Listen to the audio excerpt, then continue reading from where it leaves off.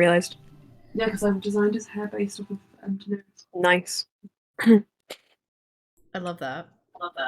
Let us know when we're ready, Aileen. We are rolling. We're rolling. Brilliant. Okay. They see me rolling. Friends, I am sure as we all know that in the previous of games of Dungeons and Dragons, this bizarre yet incredibly powerful group of individuals had a hell of a lot to do. Discussions were had. Children were ordained for various deities. I call dibs on that child. Indeed. And there was yet another birth. You and births, man. I know. Who could have guessed the epilogue would be filled with so much pregnancy? Anyway. I think Emma's trying to tell you something. I've married you all, now it's time to get you all It's time, guys. Oh. Yucky. Doesn't matter if you're man, non-binary. It doesn't matter if you can't have kids. Emma will get you pregnant. As Cass says. Is Emma's fault. I stand by my absolute confusion that happened there. I was like, what is going on? Emma, I'm having a lot of trouble hearing you. And I've got y'all turned off up to like 150%, and I can hear. Anna and Georgia, can you guys hear me okay? I think. Okay, I'm gonna turn the music down. Is this any better? Because I can't speak any louder than this. It's better. It's registering a little bit better on the mixer. Do you want to you see the folder? Do you want to just rest your computer on that so that it's on a soft or hard surface in case it's blocking any microphones? I don't think it is, but just. Gotcha. You've turned into Quinny. No, one Quinny is enough. Oh. That was an old character arc. That was so okay. Right. Okay, so the computer is now very close to me and on a hard surface. So if you can't hear me, I think it might be an issue on your end. That sounds like a much better. Okay. Brilliant. Okay. Thank you. Well, don't worry. You didn't really have to hear much before this point because it was all just nonsense. The most important thing I think all of you will remember was that you got a request to all join up just outside of where once Elderlith used to be. Now, this was a little bit odd, as most of you arrived, all fine, and then all of a sudden you realise that Ulster and the room. Well, not Ulster and the room, but in fact, Coral and Rob pretending to be Ulster. Imposters! Briefly putting this behind you, you then carried on and find yourselves in Soreloras's mansion. Our favourite envy of places. Cass hikes up a hill after being summoned there by Soreloras themselves, and annoying Titania in the process. Immediately figures out that something is up with Ulster and Loran, and is imposter. You guys will go downstairs anyway and enter the realm, which is Soreloras's realm, in which he makes you a deal. They say that in return for Picarus Teronium, who has spent the last 9 months in a bag. Technically not that long for him. Because he's been in the Feywild. Okay, fair enough. The last few months in a bag of holding. Ambiguous amount of time. Indeed. Not pleasant. And in return, you will get, what's this? A miniature of Eldrith, except it's not a miniature. It is the one, the only, Eldrith's watch. Does it still have all the zombies in it? It did. Now,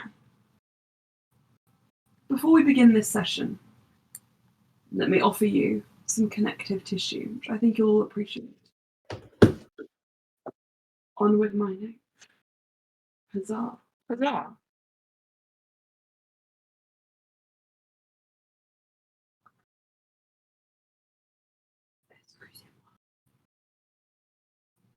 Wonderful.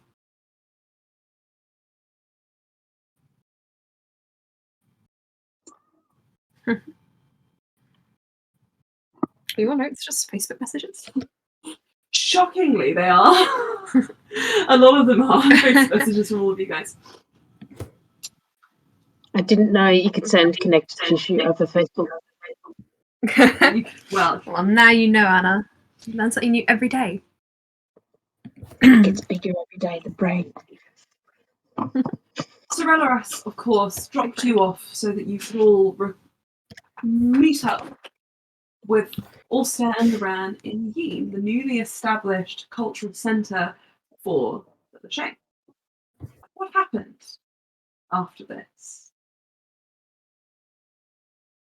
Loran, in all of his wisdom, briefly distracted from the fact that his husband was going absolutely off the walls bonkers and playing with the boundaries between life and death, as you do,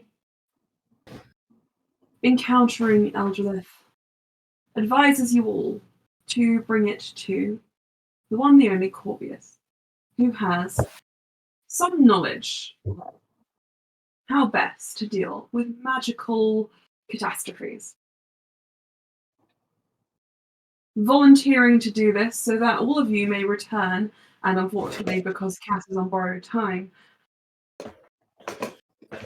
Cat should come with a mini hourglass that you could just turn over. She does have an hourglass. No, but not the alarm one. It should be. Oh god, yeah, let's not. Don't forget that.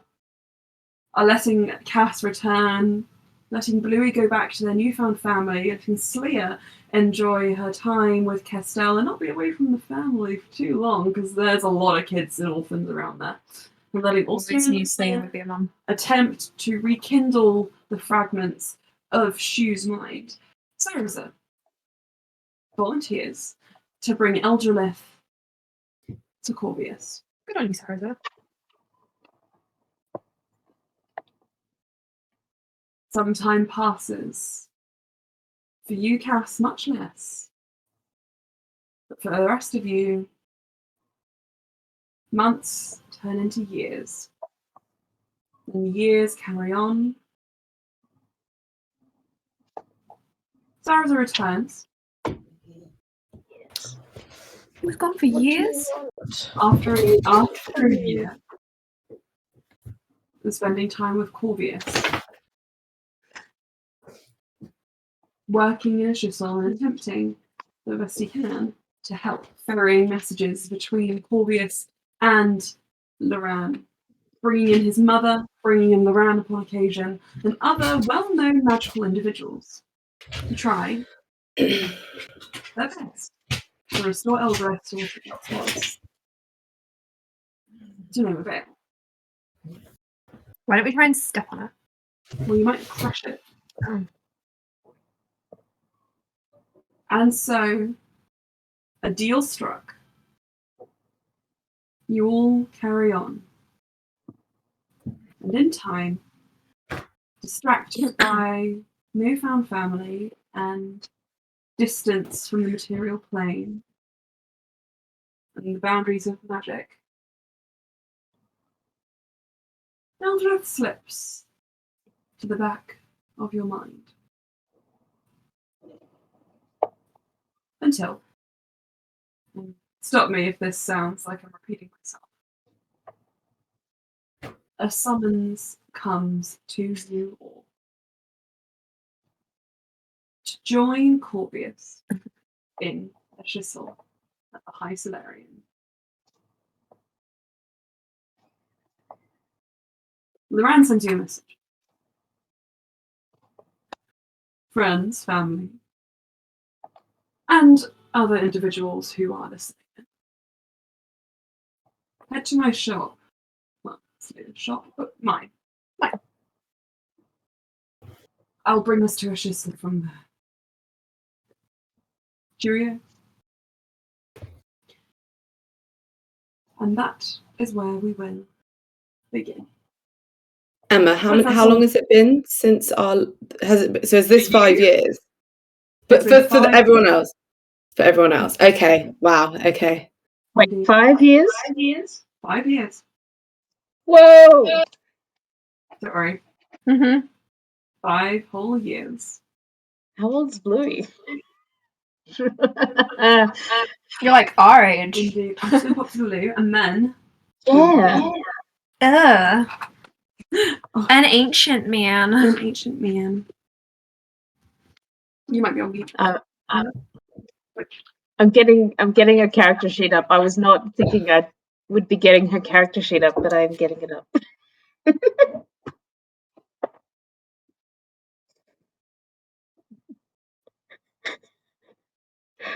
Now I'm thinking of the plot of Glass Onion. Oh, a game is afoot. No, I can't.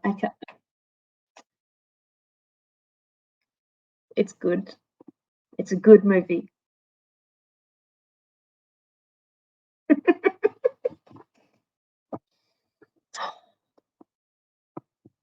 Can't believe that it's been 5 years. That's crazy. Yeah, fuck. Gosh. So Cass was, when did I don't think I've changed her age from when I first created her.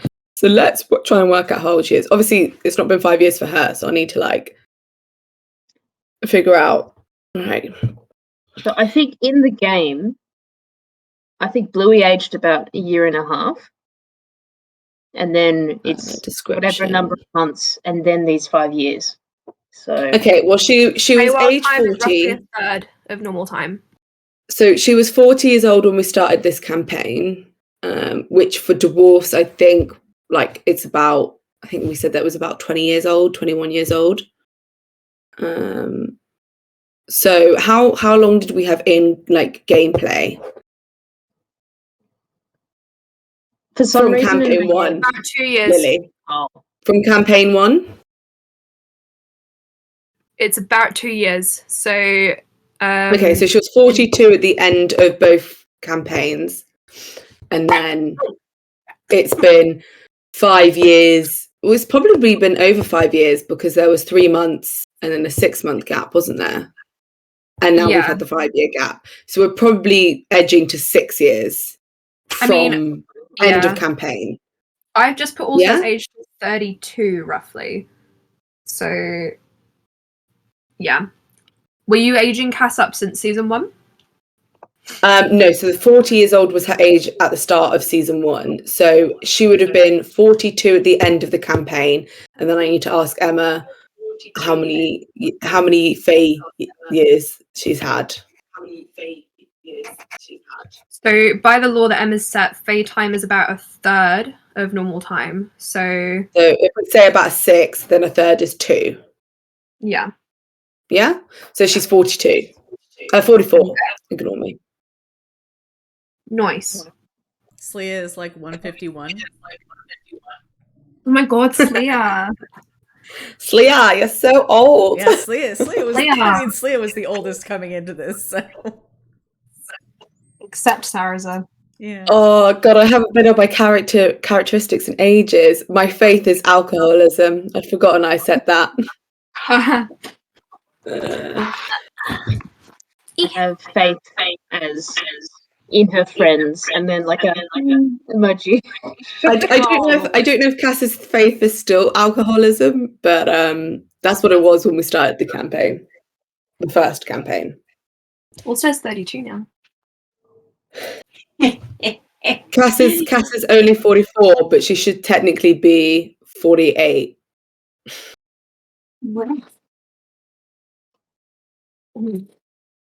So, my page sounded here. My chair is squeaky, by the way.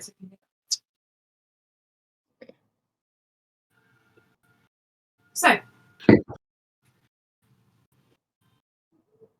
Slia, you've been splitting your time, I believe, between Naran's shop and Brynja's father's. What's it? Forge. Forge. Is that correct? Would you like to briefly introduce for everyone what you've been up to in the last 5 years? So anything anyone's noticed?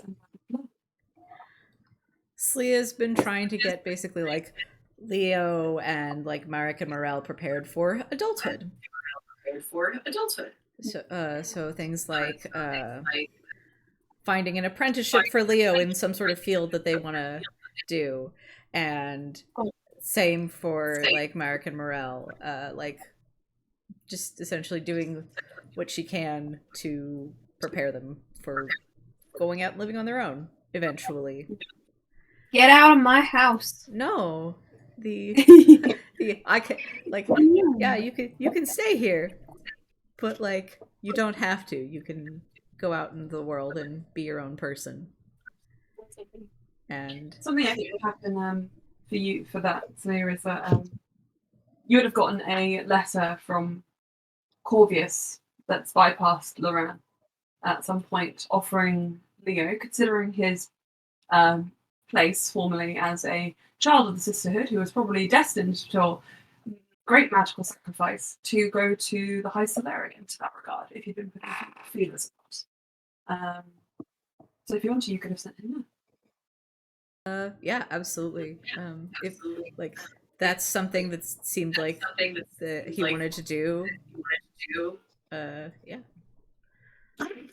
And then probably making like trips there periodically, like at least once a year, so that like he wasn't always like on his own there.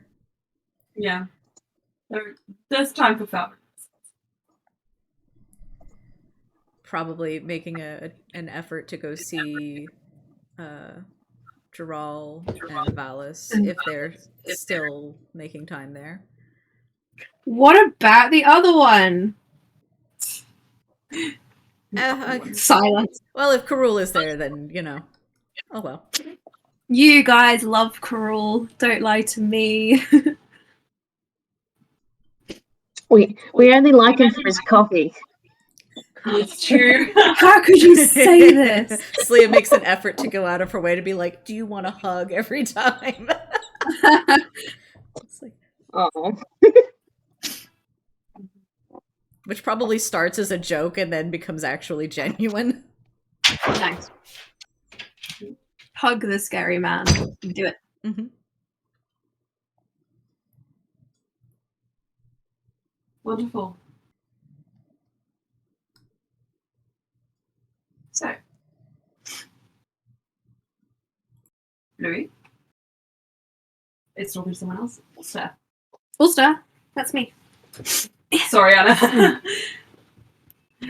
How have you spent the last 5 years? Oh God. Ulster has had 2 very full-on children to look after, and a country to run, and Lachey to bring back, and a new cultural centre to open. So he's been a bit busy. He would have opened Yeen as a cultural centre with Lucas. So it would be a spot where essentially the Lachey who are willing would be brought back to life, and they would have the choice to either just work and maintain Yeen, or they could become, or Ulster has organised a paladin sect. So based on Lachey culture, based on the teachings that he believes exemplify the Lachey and the Maasai, he would have a paladin sect. So at the moment, he has 8 paladins who have joined, and they are all Lachey. And he also has Shu. Indeed. Otherwise, he would have been he would have been managing the Maasai with Lucas. They would have been probably equally dividing the roles. He would have been spending a little bit of time in the Feywild with his children, because obviously he wants them to grow up between the Maasai and the Feywild. Otherwise, probably the main thing that people would notice about him after 5 years is he has aged a little bit. He's probably physically around 22 now, whereas before he was 19 the entire time you guys knew him. And one of his eyes is entirely frosted over and covered. So yeah. And for aesthetics, it's the same eye as Cass, isn't it? There you go. It's whichever one is frosted in the picture. I don't. Yeah, that one. Don't know. Stunning. Stunning. The right eye. Oh, okay. I think Cass's might have been the left. I don't know if it really matters. Do you know what? It's the same. The art is just art. It's the same one. Speaking of eyes and frost and all of that, no connective tissue here whatsoever. Bluey. How have you spent the last 5 years? So I think Bluey has struggled for a while to kind of settle into a sense of normalcy, and that's already been happening before this 5 years. I'm a star.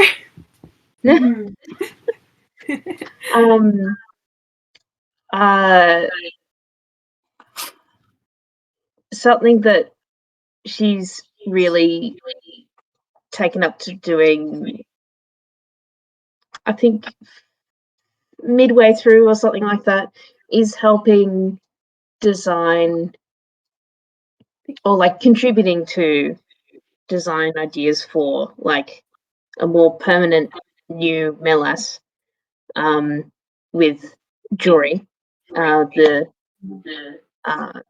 elf brother, the one who looks angry, and in a way that would not encourage or breed any sort of like isolationist. I said that word weird. Isolationist attitudes.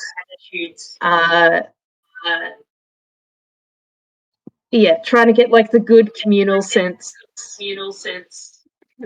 without the walls. There's a community centre where they do jazzercise. Oh my god. But everybody who's there wants to do it. Yeah. Oh fuck, that would be fun actually. I think in that time she has trashed down courage after a kind of serious sort of suggestion of Interesting. she was freaking out about magic. Anyway. Okay. What else could I wasn't prepared for the 5 years. Sorry. Anna, pause there because I will come back to that piece of info momentarily. I think that's interesting. Cass, for you, it has not been 5 years. It's been roughly like a year and a half, maybe. A year and a half, nice. No, nice. A bit more. So, how have you been spending that time?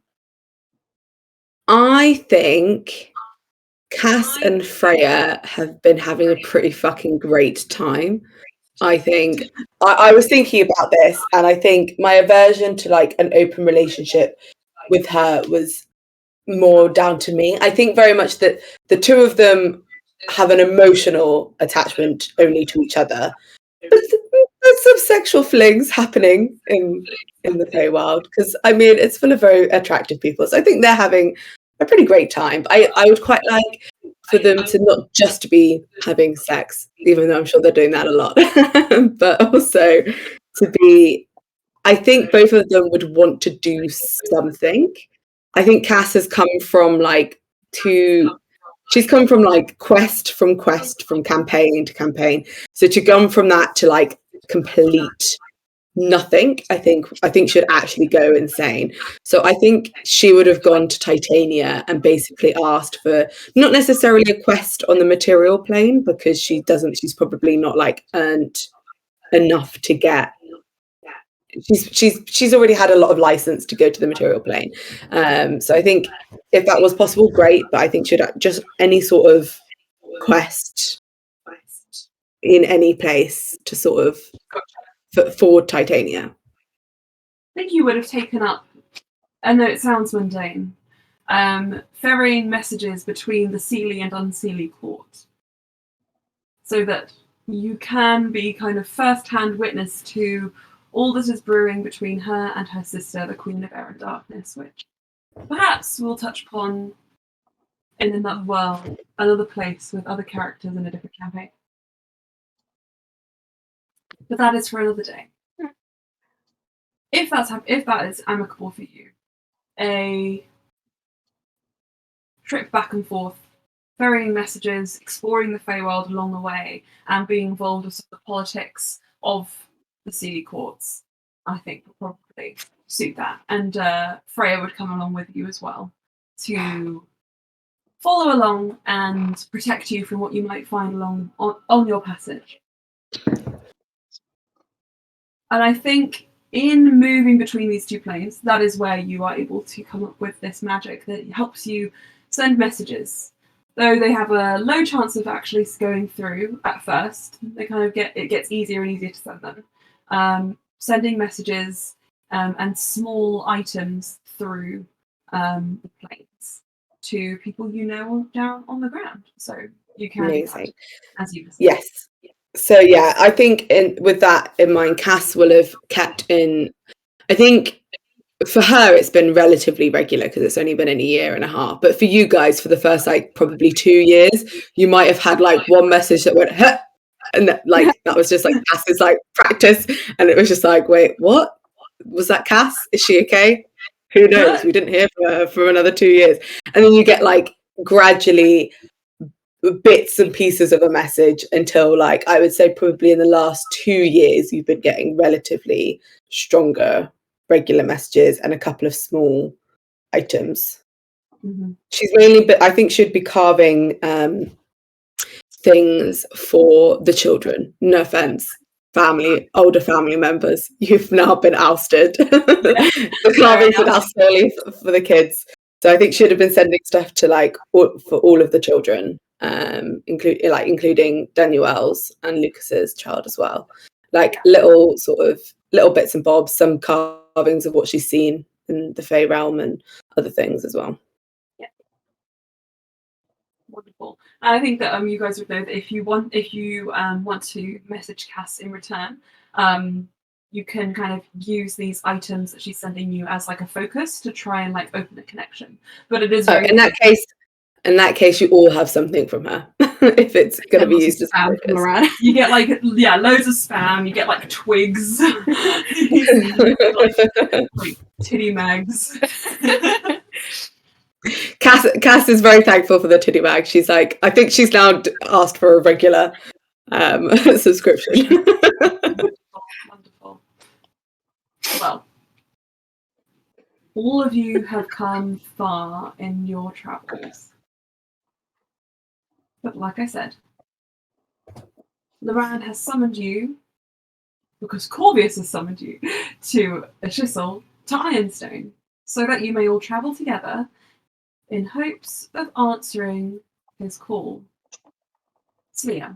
Call me, beat me if you want to reach me. You're waiting outside for everyone, and inside Loran's shop, you hear a very familiar knock. Ah, shit! Then crash noise as one of your many children knocks something onto the ground. Slia tries to resist, rushing back inside to be like, just see what the mess is. It's like, no. You know that it's only going to add on to what is already there. Trust Farinia to handle this. And you wait. At which point, the skies begin to turn. The weather begins to go from normal sunny yet cloudy day to gathering storms and bitter cold. And in between those clouds, you imagine lightning? Fire? It's very odd. The common lay people around you are like, ah! But you're not fazed by this. Yeah, Slia actually goes inside and is like, Cass, come on, come see this. What? He wumbles. Wumbles. What is it? Well, look, you're gonna see something very, very cool. Wait, I want to get sure. And goes back inside and comes back with a little hummingbird on their head. Why are you so good at playing children, Emma? 1, 2. Wombling is going to be their new trait. Yeah, just like they womble back and forth with the hummingbird just like sitting on their head. And animals too. Yeah. Sleia, how tall are they roughly? Sleia is like 5'10", and Kess, baby Kess ain't gonna get any taller than like 5 foot. Oh, Gonna be taller than Cass though. Yeah. No, out of a 5-year-old, I feel like they're probably maybe No, at 5. 4. No. Yeah, maybe 4 foot at the moment. 4 foot at the moment. They will get bigger, Yeah. but at the moment they're like half your height. It's Yeah. very cute. Sleia just like Anyway. links her tail with theirs. oh. Anyway, Sleia, you 100% know what this means. You know what is coming. Mm-hmm. Around the corner, with a crash of lightning and a burst of flurry of snow in the middle of summer, you see Austere Loran and their entourage of many babies. No, only 2. Zarina and Shoon, both who are now supporting their own weight and walking around. Zarina is slightly taller with long, flowy hair and the look of a grump on her face, whereas Shoon is running full pult towards Kess, like full of energy, and Kess is like, "Oh, Go on, And, go on, have fun. Show them your show them your invention. Okay." They collide. And Shoon gives them a big cuddle and a big hug. Oh, I got a message. And don't forget, don't worry. Who do you think I am? I think you're Emma. Indeed. Loran, Ulster, and babies. Zarina takes her time to scorn at Shoon for rushing ahead. But it's no matter. She goes, child. She has a runny nose. Ulster produces a handkerchief. Thank you. Pick this up. Kev runs around the corner. Anything for you? Oh my god, Serena's gonna be the most spoiled child in the world. Now, when you see Kev, he has a huge backpack on. He has a massive backpack. There are baby toys hanging off it. There are nappies. They've grown out of nappies. There are towels. There is refreshments. There's lunchboxes. Toddler. He makes bento boxes. Yeah, there's everything. Everything you could ever possibly need. Yeah. And there are different compartments labelled for each child. And Sleia, of course. Kess also has a compartment, just in case. Just in case. Just in case. Indeed. And you two you reunite, greeting each other. And the clouds part slightly. You feel they were drawn in by either Loran's sense of dramatics or magic. And as they do, as sun pours through the rooftops, Bluey, you also arrive here after Loran's summons. And I don't think you come alone. Because these 5 years, you and your family have been very busy. Very busy indeed. Rebuilding Melas, and they believe it is time for a little excursion down to Ironstone. You guys, I think, have gone camping. Oh my god. If you're They're That family. They're that family. You guys set off from the Melas area, which now encompasses not only just the bay where Melas used to sit, but also the area around Whitecliff Castle. which has grown and accommodated those who were displaced by all the horrors of Melas and beyond. That town that was once only home to 600 is now home to 3,000. Jesus Christ. And it is slowly becoming a city in its own right. Once more. So, Fuck yeah. fuck yeah. Bluey, you and your besties, I mean your siblings, along with IT, have been gallivanting across the country, drawing eyes because you all look very eclectic, but that's not only what's odd about you. You are the Bluey Sparks of fame and fortune, who saved the country. And people know what you all look like now. Of course, as Bluey turns around the corner, you'll see her family follow with her. A blue-haired dwarf, which, for a moment, I think all of you have a jolt in your chest when you realise, wait, surely that's not Cass? But then you see her face, you see what she's carrying, and I imagine all of Bluey's siblings to be brothers. Brothers. I thought that. And you see that he is. Sorry. It's a very thin little Sorry. mustache. You see a very thin little moustache from Ramsay's kin. It's And very you thin, realise isn't it? it is not. This person. He is not Cass. There is a small sinking in your chest. There are others. An angry-looking elf, and of course another dwarf who just gives you the sweetest little smile and seems to be carrying most of the cooking equipment and has a bag full of produce and looks excitedly around and says, "So much cool stuff here. So much cool ingredients here. We need to cook a stew or a goulash." Goulash. Oh no, not goulash. Sorry. No, I didn't mean it. I'll take it back. It's fine. I take it back. No, don't cry.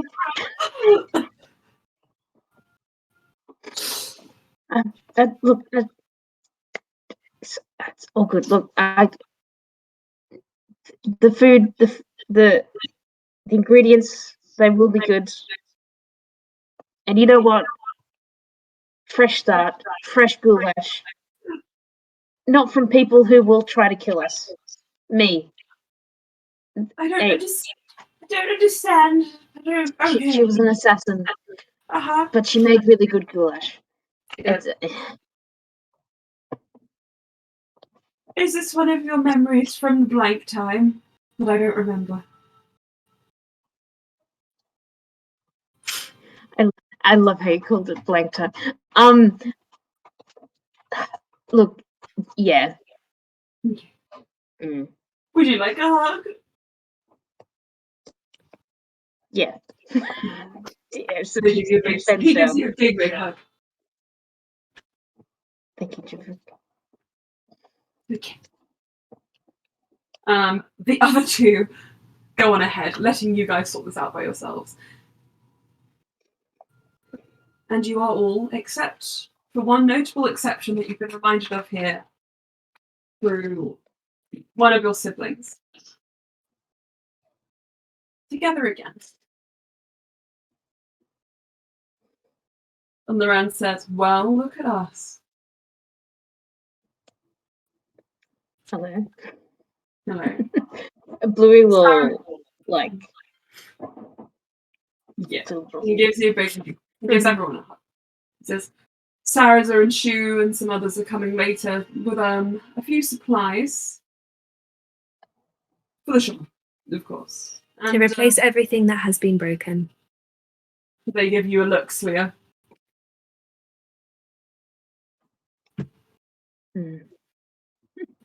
I'm sure nothing is beyond repair.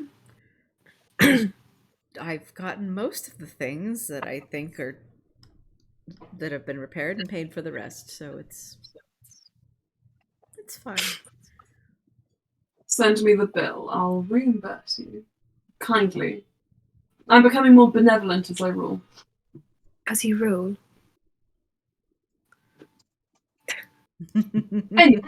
Oh, it's nice to see that nothing has changed. Like I said, Sarahza and some others are going to bring supplies later for the shop, so we should hang around just a little bit before heading over to Corvius. I mean, Showan did want to have a look around the shop. Yes. Obviously, it's going to be my shop one day, and everything there is going to belong to me, so I need to see everything in. Why would you only aspire to have one little shop? Why are you being mean to me? I'm just setting your expectations, Julie. My expectations are that I'm going to be super magical. Okay. He picks Showan up and carries him in. You carry him in. And Serena's like, gosh. Very silly of him. And you're very sensible. Hello, Bluey. What's your sword, Bluey? Can I have that? Sorry? She points to the sword at your waist. Can I have that? I need it for I something. don't know. It's pretty sharp. Yeah, so am I. I knew she'd do. Or aren't you sharp enough to make up for it? No. I want the sword. Wait, did you just be mean to me? I think it was a joke. No. Just had a call from the chiropractic place. I don't know what it is. I missed it. Oh, So I think you need to call them. I'm getting called right now. Sorry. Sorry, you're good. No. I mean, Blue would look around and be like, I thought I'd made a good pun. And it was that. No, you're not. You're not. I'm not like him. I don't cry. Also, it's gone inside the shop. You can't do anything. I just meant that you're quite sharp. Like smart, observant. When I am queen, I am going to put you in it. Can you write that down so I don't forget, please?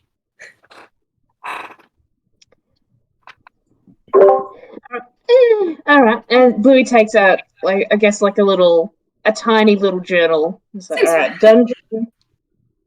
1 week. Hang on. When will you become queen? I don't know. Like 100 years. I might not be around then. What do you mean? Are you familiar with the concept of death? I need that on a shirt. Are you familiar with the concept of death? Understand the concept of death. Yes, isn't that what happened to that guy, Alfred Wiggleshift? The one who kept breaking into the palace and pretending to work there? But he just went for a walk into the middle of the side, so I don't think that was actually him dying. I think he was going for a walk, right?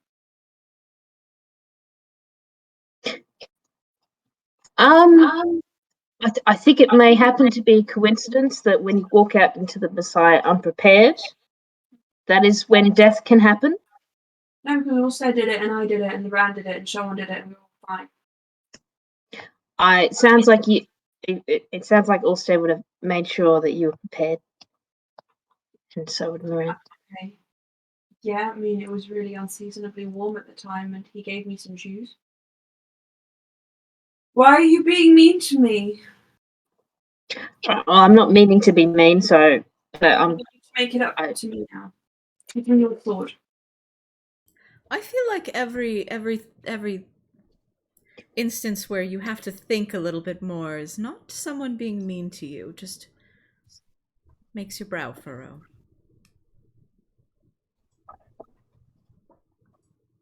Something to think on. I don't want the sword anymore. I want the hummingbird. Oh my god. Yes, I was gonna say Kess is probably like long gone, like just chattering away with Shoan. Yeah, they're bestie, but they're best. No fear. Awkwardly hanging around outside are your three brothers, Bluey. At which point, Gasud, the one who is slightly Cass adjacent, leans forward and just says, "Can we go inside, or is this like you only go in if you're going to buy something?" You hear a crash. Oh. There's a back section. It's essentially a nice living bit. Sorry, let's go in. Come, everyone, come, brothers. Your Cinderella sibling goes first and opens the door and holds it for you. Ulster will just appear at the door and be like, "Now, Loran, before you go inside, just take a deep, calming breath." I am always calm. And let me go in and try and fix whatever's broken. Oh my god. I don't know what's broken, but I'm gonna find out. Ulster looks at Slia and he's smiling, but in his eyes, just, it's too far gone. His eye. His eye. I said his eye. Oh, sorry. I thought you said his eyes. Loran, giving you a moment, taking a deep breath, opens the door. What does he see? Should Slia and I collaborate on this? I'm going to tell you the first tableau.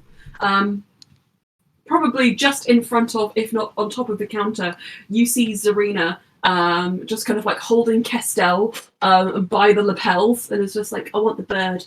While Sherwood is just like hugging his feet, like, "No, you can't harm him because he's my bestie." Sorry, excuse me, they're my bestie.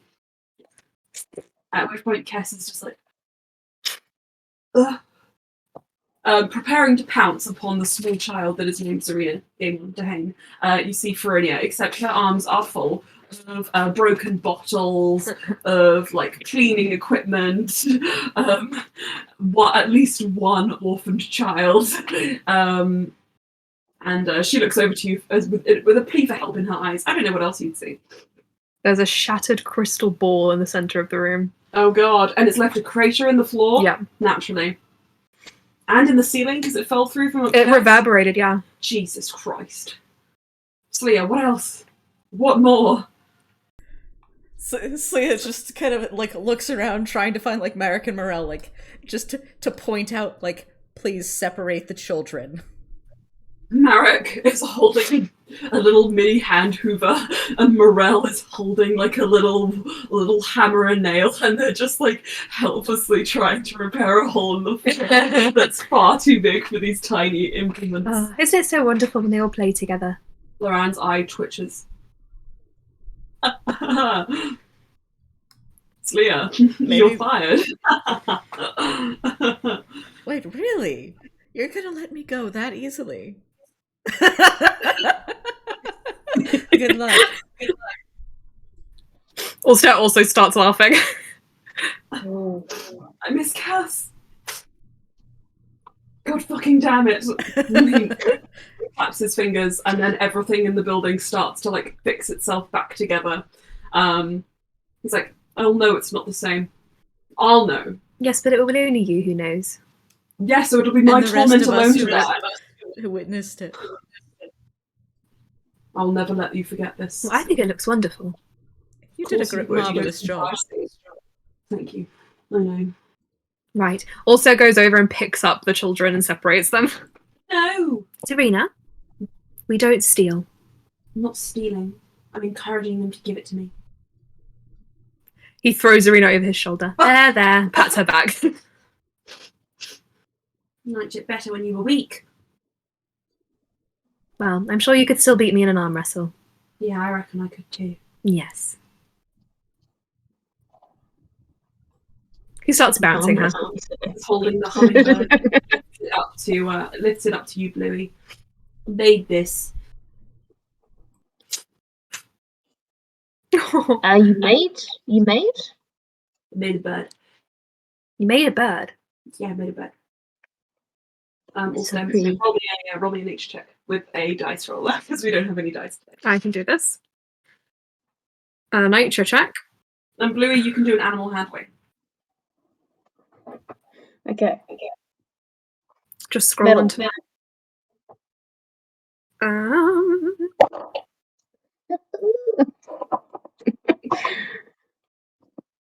It's a 27 23. animal. Oh, 23 and 27 level 20 characters really pulling out. You guys can both immediately tell Bluey from the way that this creature doesn't really respond to familiar animal handling cues, call or bird calls, and also from the way it flaps its wings and the makeup of its feathers. That this is actually a creation, a homunculus. So this is not a natural creature. This is something that Kess has actually fashioned themselves. The wings, the feathers are made out of, or stay, your heart sinks. It appears to be the same very expensive paper that Loran uses to forge spell scrolls. Oh no. Can I pluck up the hummingbird and just look at it? That's quite good work. I flick it to Loran. Kess starts crying. Will it be all right? Yeah, and then Kess is like, oh, runs to Sleia, runs to Ferunia, like It's okay. hiding behind You can remake Can't they it. just make another one? No. I'm sure there's more expensive spell paper you can use. I made it. Loran just looks at it.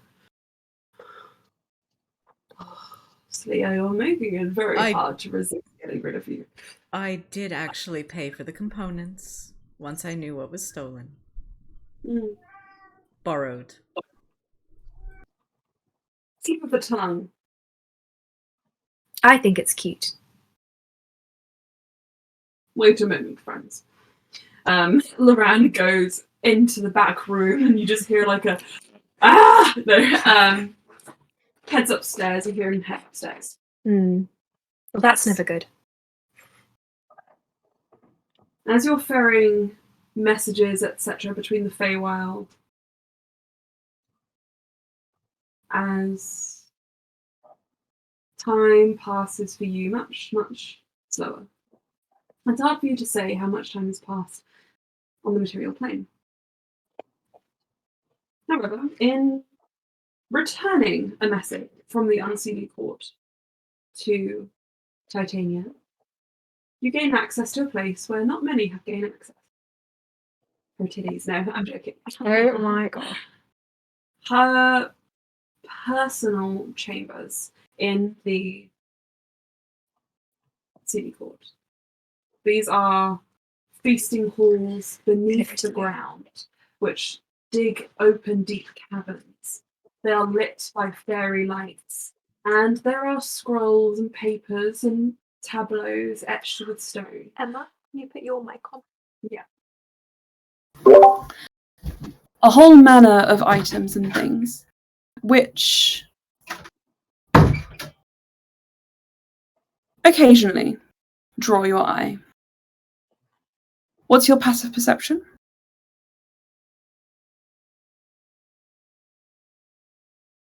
You're muted, bitch. Sorry, I don't know why I said it like that. 18. 18. As you're filing these letters in their particular place, today the letter is about agreements between the Seelie and Unseelie about how many mortal patrons they'll be allowed to take in order to keep the balance of power between the realms. You begin to file and you find your own name amongst mortal patrons.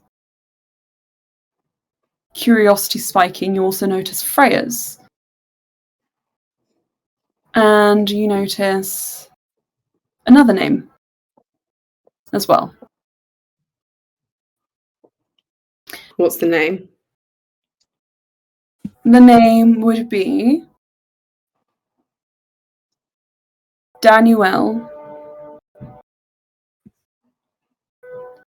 Game. A mystery, perhaps. Well, maybe because I would have spoken to Titania about Daniel's request. Indeed. So I think Cass will look at it and be like, interesting. Mm-hmm. And Titania as she so often does, appears behind you, her hands on your shoulders, and smiles and says, "Ah, I was wondering how long it would take you to find all of these. If you want to see the particulars, that is more than fine." Is she one of yours? Now. A child. Ah, yes. And Castle smiled because she knew that's what Danielle wanted. What is Danielle's child called? Percy's. Percy's. But if you want to look at the particulars, which Titania doesn't stop you, though there is some information that is magically redacted. They go by two names, Percy's and Persephone. Ah, cool. Nickname Percy. Okay, So, and then Cass is gonna, Cass will sort of have a flick through it. Indeed. It's a little wistful because, along with all of the sort of like inscriptions that kind of are fluid, nothing here is like quite how it is on the material plane. Writing kind of moves across the page, and the photos also move here. Obviously, they're not photographs; they are illustrations. But you see snapshots from Danielle and Lucas's life. The moment that Percy's was brought into the world, when they were introduced to Zarina and Shoan, moments when they grew up together, lots of different things. Through these, you will see Ulster and Loran. Yeah, I think Cass's fingertips will sort of like linger on like on the pictures, and sort of she'll like smile a little bit.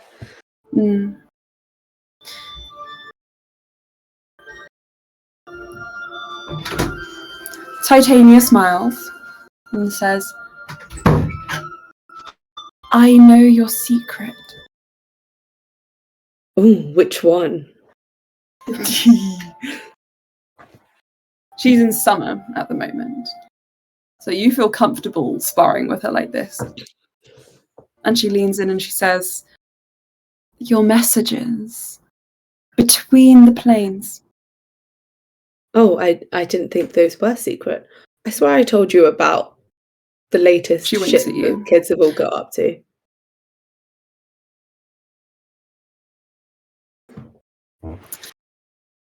Well,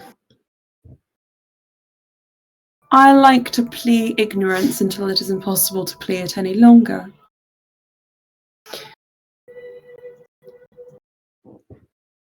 Regardless, I believe it might be good for you to keep that channel open. Even better, share it with me.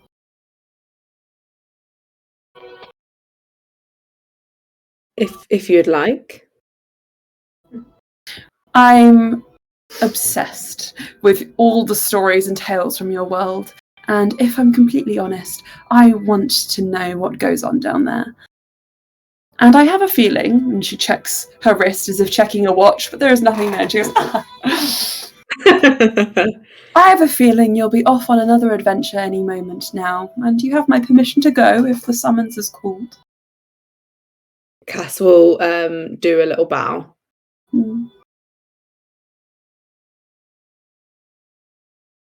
Titania picks up the files. The one with your name, the one with Freya's, and the one with Danielle's.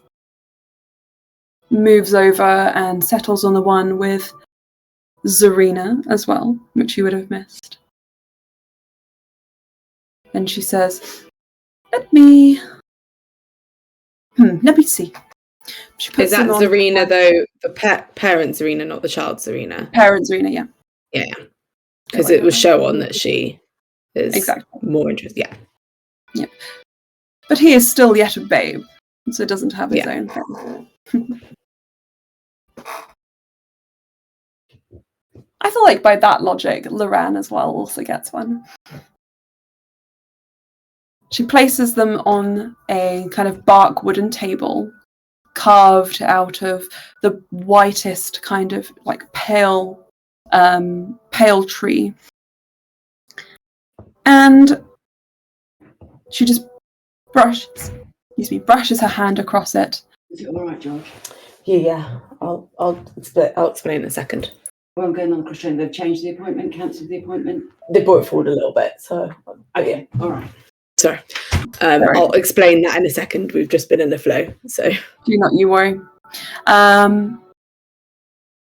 As she brushes her hand across, a small tome appears on top of the files. This tome seems to be made from the same bark as the table. It is made of entirely natural materials. And Titania pulls from her own head a plait of hair and wraps it around and ties it in a knot and passes it to you and says, "This will record your journeys on the material plane. You have my permission. Should the call be desperate or the need very dire, as a thank you for your 1.5 years of service, to pop down for a day. But don't abuse this power. I'll know what you're doing." Cass will look at the book and sort of like run her fingers along the plait and then sort of do another bow and just be like, "You're too generous, my lady." I know. Now, if I'm correct, and any second now, you hear in your head, "Cass, please." "I believe that might be dire. Let me help you." And she pushes your chest, and you just fall backwards, and you hit the ground, except when you hit the ground, it is not leaves or soft earth. Yeah. It is a wooden floor that you slam into, and it's like, it smarts your back. And Loran is like, "Oh, hello. What the fuck are you doing here?" I believe you're called. Hello! Bluey excitedly. For reference, I've also sent a couple of pictures of what sort of like her outfits kind of look like right now. I don't know if they've come through yet, but anyway. I think she's gonna like sort of stand up and like have they sent? Yeah, they have. Oh, I love the bark. Oh my god. Yeah. What, the bark? Holy shit. I think the bark is kind of what she's rocking right now. And then like pants, like trousers of moss. Mm-hmm. Wow. You look like a hobbit, somewhat. Yes. But it's not. Yes. But it's good. You see all of your friends as you fall through the curtain that separates the back and the front of Loran's shop, and you hear Loran say, "What the fuck?" As well as a whole host of people you do not recognize. People who you quickly learn to be siblings, children, orphans, because there are so many. Cass sees her doppelganger and does the Spider-Man meme and is just like, "What?" They do it back to you. "You look like me, but more magical." Crazy. Yeah, I had some sort of weird shit happen, but you look quite like me before the weird shit. Weird. Nice. I haven't had any weird shit happen to me except the blank time. Anyway. And yes, you feel the natural urge to stand up a little straighter and get your flirt on as a patron walks through the door. She has to bow to get through the frame, but her frame takes up the whole space. She is straight-browed, piercing eyes, long white hair, tucked behind her head, almost Viking style, half messy but braided, well kept. I threw my hair up in a messy bun. And messy Cass wearing a steps horse forward and skinny jeans. acts like nobody is in the room and is like, hello, welcome to my shop. Leah gives a look. The woman walks forward. She has a long sword attached to her back. It's longer than any sword you've ever seen. And you get the feeling you've met her before. Like a really, really strong impression you've met her before. And she leans forward. As Cass is thinking that, Bluey's like, shoo! Yeah! And Cass is just like, you've never looked better. Bluey, you run up to hug her as she starts looming over Cass. And she turns and she just bumps foreheads with you. Bonk. Hell yeah! Hell yeah. It looks like it's quite firm, Cass, and with great speed she comes to bump your forehead as well. Oh my God. Cass will meet the bump. Mm-hmm. Don't mind the brain damage. Mm-hmm.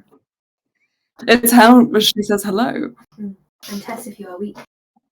Mm. Now that she's done the bump, she is going to turn and be like, the children! And it's just going to go and scoop up as many as she can fit in her hands, basically. Wonderful. Except for Zarina, because I feel like Zarina would be like, I'm above being picked up. Minor request. I don't need to be held. And Lily switch the mics again, because it's... Thank you. Yeah. Zarina says, I don't need to be held. You're literally, shoulders. It's like, there. Of course not. Is Keon around? Keon? Of course. Kess and Keon are like two peas in a pod. They're like besties. And with all of the people, Keon being the way that he is, he's a little bit shy. Oh. Yeah. And you poke your head back through the curtain which separates the two rooms, and you look up and you see at the top of the ladder Keon is just sitting and looking down. Yes. Cass is gonna very like gently sort of go to the bottom of the stairs and be like, hello, Keon. Sorry, can I make a correction? Bess. Oh. Cass's heart is just gonna sort of shatter a little bit, and she's gonna be like, my baby. But she understands that like she's not been here, and he is now what, like 6? Yeah. Yeah. So she's down the stairs and gives you a big hug and says, Cass made a bird. And then Cass is gonna like have Keon on one side and then like open her arm for Cass and be like, I want to see the bird. Show me the bird.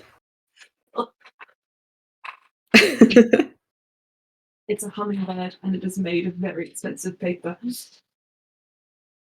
Oh, actually, no, Keon's going to be a lot older than that. Keon's probably going to be, what, like 8 or something, because he was a couple of years old when they rescued. Anyway, Cass is going to, like, pick up Cass and just... your arm, though, even though he's about as tall as you are. Oh. I think Cass is going to look at Cass's bird and... Has it been fixed, or is it broken, or is it... It's not broken. It's not broken. Cass is going to be like, this is amazing. I have never. This is the best bird I've ever seen. Really? Also calls from the front room. Yes, really. My eye detects you are lying. Cass has been completely honest. This is the best bird she's ever seen. Oh my God. For the first time in ages, Ulster looks upset. I don't want to cause anyone upset. You're not, Cass. This is fantastic. Now he goes and hides behind Keon. Sorry, I keep regendering them. I'm so sorry. They go and hide behind Keon. It's because there's so many boys in this is world. very like mask presenting. Like we've gone from a lot of bitches to a lot of he's and theys. Hang on, I'm just gonna go spray myself in the face. Not as punishment, but I guess it's just nice. I think Cass will sort of like hold out a hand for Keon, and to see if they want to go into like the main room. Yeah.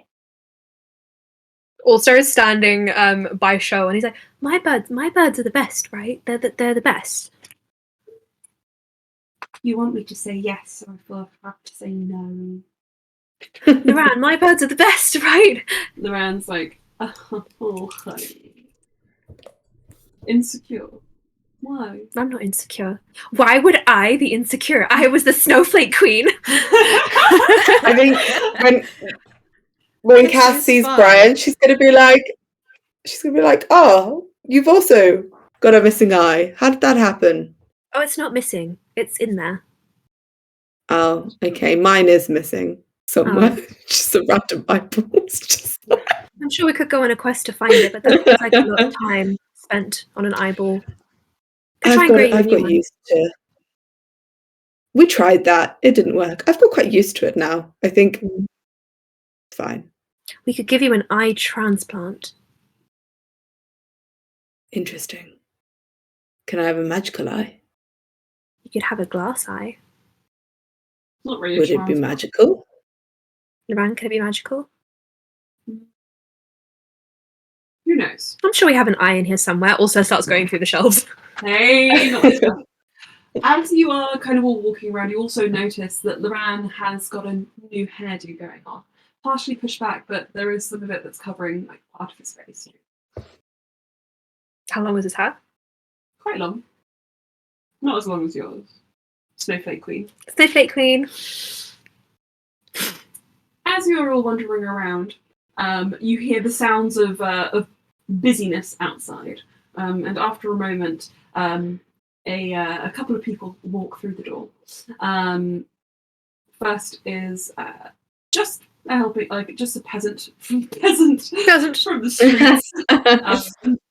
Kev, along with their baby bag, is carrying a trunk of clothing, and Sarza as well is kind of coming through with more luggage. And it looks like, Sleer, to your I will let you react to this in your own way. It looks like that Loran intends to have a bit more of a hands-on role at the shop for a little while, as he's brought a lot of stuff. It's either that or he just has a lot of stuff. All-Star has climbed on top of the shelves in hopes of finding an eye. Okay. Sarza walks in, looks pleased to see you all, and says, "Hi, hello. I missed all of what?" And looks up at you. Hi, Sarza. Sarza. I'm Sarza. I'm Sarza. I'm Sarza. Everyone. I am Sarza. I am Sarza. Hi. Sarza. What are you doing? We are Sarza. Here. No, you're not. Zarina. I'm Sarza. Okay. He ruffles her, and she starts fighting on your shoulder to get to him. Oh yeah, also carried Zarina all the way up the shelves. No, Sarza. What do you hang with him? I dangle Zarina down to Sarza. Sarza's like, oh! She's perfectly fine. Okay. And oh, I found a wooden eye, Cass. Would that work? I've got a lot of a wood aesthetic going on, unless that's like some fucking great wood. Yeah. Pretty good wood. That's what she said. Loran restricts himself. And we said. The children like, what? he's a druid. I do. There's many different types of wood. And this one appears to be willow. What about this is it magical? This bookshelf. This one? He clambers down the bookshelf like a spider, taps it. Oak. And what about Sarza cuts in? It's so good to see you all, friends. I honestly missed you. Are you all here for the same reason that we're all here? I have no idea why I'm here. I've been living. Oh. We're here. We're here to give you a hug. Yeah, Cass has, by the way, given everyone a massive hug, and has been like, "Have you been getting my messages? Can I fit the wooden eye into my socket? Oh my god! Right, stop. So first of all, I'm gonna just get rid of some of these NPCs. Verinia, witnessing this chaos, which is about to turn into a shop on the floor explosion, says, "Right, put the clothes sign on." Sarah obliges her. She says, "You," and points at Kess. "You," points at Keon, and "You," points at Kev. "Would you? We're going to go back to the forge." Kev, go babysit. Why me? You look like Cass is immediately like tightens her hold on Kess and Keon, like, no. Cass in return just wraps their tail around Cass's arm. Aww. Right, you each get to bring one child. I have 2. One for each person between you and Lorraine. Fine. Then just Keon's leaving, apparently. How does that make you all feel? Cass is she's got her hands around both the kids, and she was like, "I will disappear. I'll take these kids with me. I need time." Cass and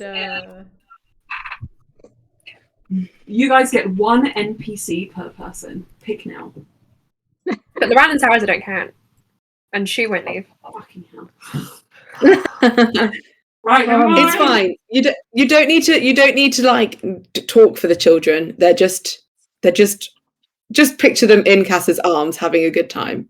Can I approach Cass with the wooden eye? Mm-hmm. It won't hurt. I don't think she has a socket. I think it's kind of healed over. So I think to make it you emerge with a knife and the eyeball. I can control your flesh. He starts poking around Cass's face. Where would you like it? Because I can probably make a hole somewhere else. First, Cass is like, "Let me see the eye." Like, I can. Sarah just slaps him. Is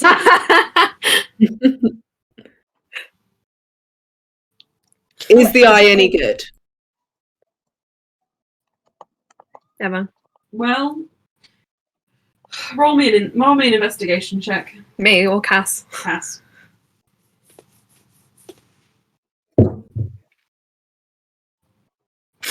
That is a 29. Far less of an eye and far more of a magic 8-ball. Okay, Cass is gonna bat it away. If I'm getting a new eye, it's going to be the best eye. It'll be fun. Ulster keeps approaching Cass with the eye just held out, yeah. Okay, Cass is gonna she's got 2 kids in her arm, but she's gonna start dodging. I don't want a magic 8-ball for an eye. It'll be fun. Right, so Bluey, as your siblings witness this, they kind of just slowly start backing away. I thought we were going on holiday. This is a holiday.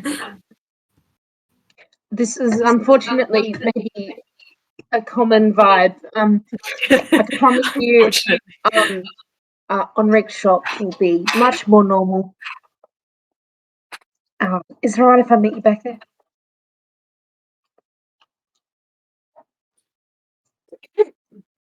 That's fine. Bye, doppelganger. You were cool. She says. Yeah, we're going to go explore a bit. Goodbye. Cass says she's dodging an eyeball. Enjoy. Jory just through tears is like, "I'll prepare dinner. We probably won't be back for dinner. I'll prepare it tomorrow." Okay. That's true. Jory's the heavy brow.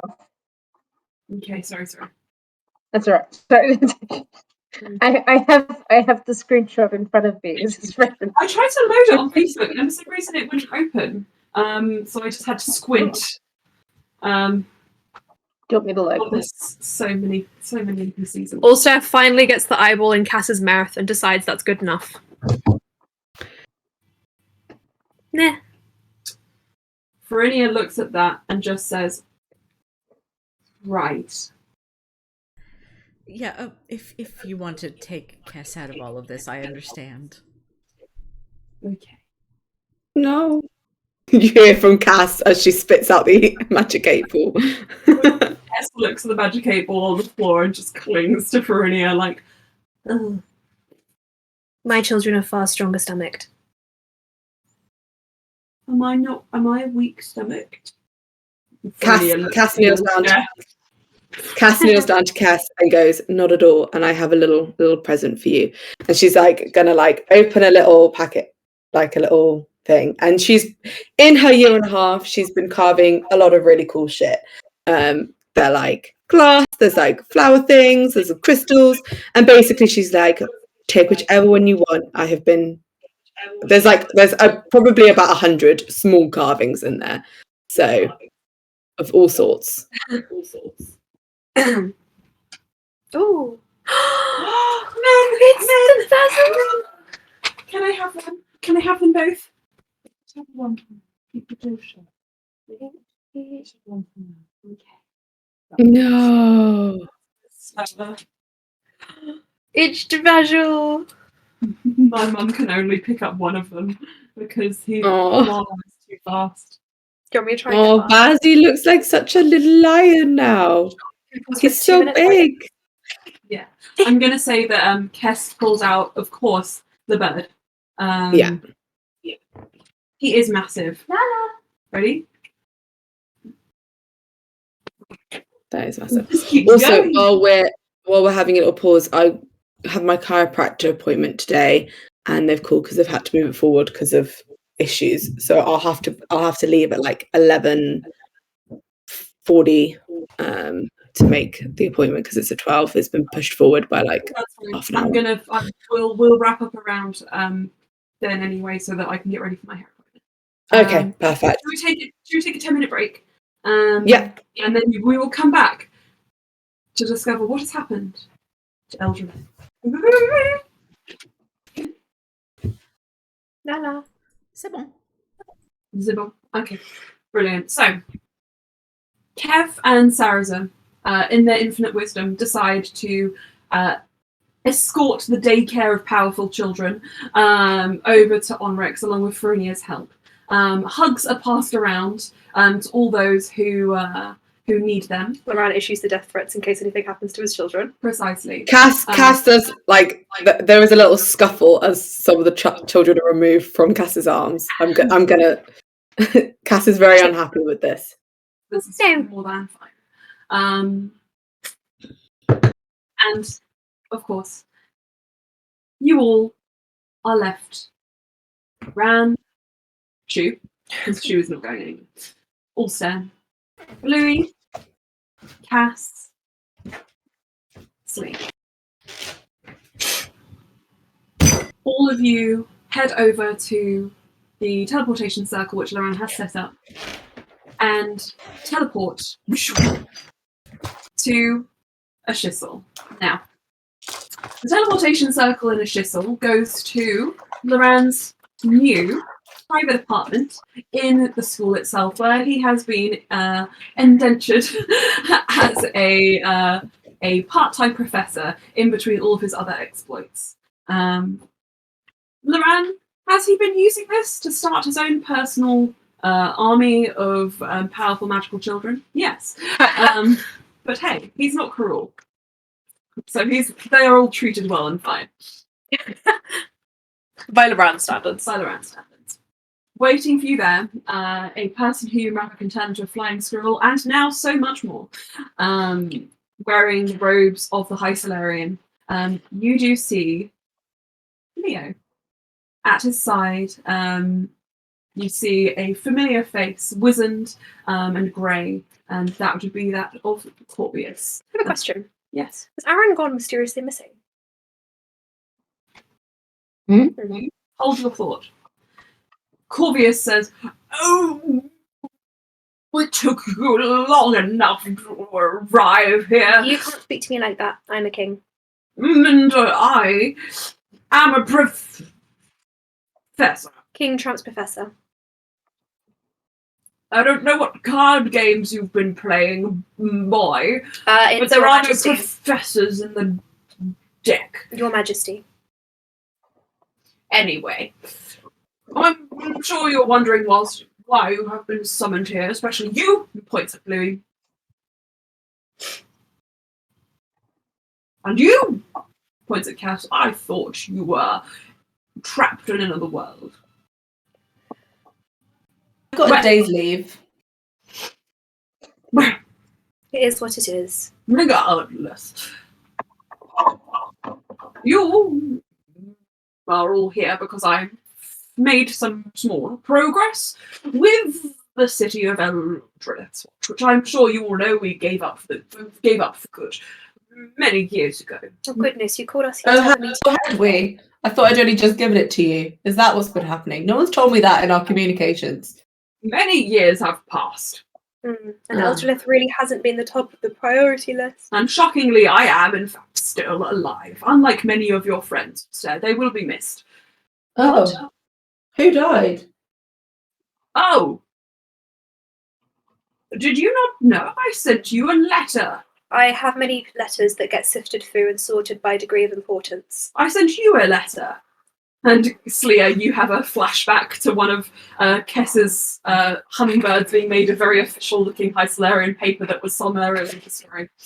I sent you a letter. And Bluey, sadly, you look back and remember you changed addresses when Belas got bigger. Maybe just postal service with Corvius. Shit. And then Cass, I sent you a message, and then you remember that messages don't get sent through the Feywild because you're trapped beyond everyone's reach. Yeah, I didn't get that. Did you leave a voicemail? Baz has just decided to sit there. Anyway, he said, no, of course. Well, this is quite a sad business. Well, okay. We had a brief problem with one of the facilities here. It turned out that it was less than savoury, and unfortunately, during what happened there, Alexa did lose her life. Alexa? Oh, no. I actually liked her. So she is long dead now. Oh. Oh. What about her husband and child? Her husband and child, well, her brother moved in to help with his raising. But they've been keeping to themselves. They still live in the same place. And, well, actually, Cyprian has been quite useful in providing us with many magical branches. Huzzah. The way Baz has the most innocent face and the most devious of intentions. Excuse me. He's been helping providing us with very rare gems for the very purposes of perhaps helping Eldredith return to itself. But with all of our magics, we could not save Alexa. And Aaron has also died mysteriously. What? I don't know anything else because it was very mysterious. Where are the bodies? Alexa was interred, and I don't think you want to know too many of the details. It was quite tragic. Aaron's body was never found. But he is dead. How do you know he's dead? I am certain he's dead. Alsto's going to scry on Aaron. Okay. Bluey? Insight? Yeah, I'm also going to insight. Oh. You do insight checks, please. And then also we'll get to you in a minute. 16. 16. Okay. And Bluey? A natural 20. Oh, beautiful. Ooh, stunning. First of all, Cass. Very odd that Corvius, a man who is so particular and neurotic, just be so certain without a body that he would be dead. Bluey, You may no longer have the sword. You may no longer feel a connection to your magic. But a spark kindles in your chest, a memory of an instinct, a magical instinct that tells you there is something in the way that he says, I am certain that he is dead. Which makes you feel that there is something more going on here.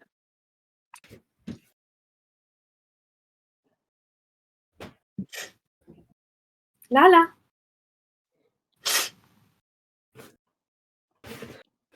Can I do an Arcana check as well, quickly? Yes, you may.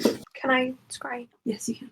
So, as you're doing your Arcana check, also, you sit down on the ground and you begin to levitate because you just literally, you just become avatar state for a moment. And in doing so, you are pulled from your body over far, far, far, far, far, far away from a chisel, onto a sailing vessel, where in a barrel, stowed away, you see Aaron chewing on some fish bones and clutching a bag of gems and gold to his chest.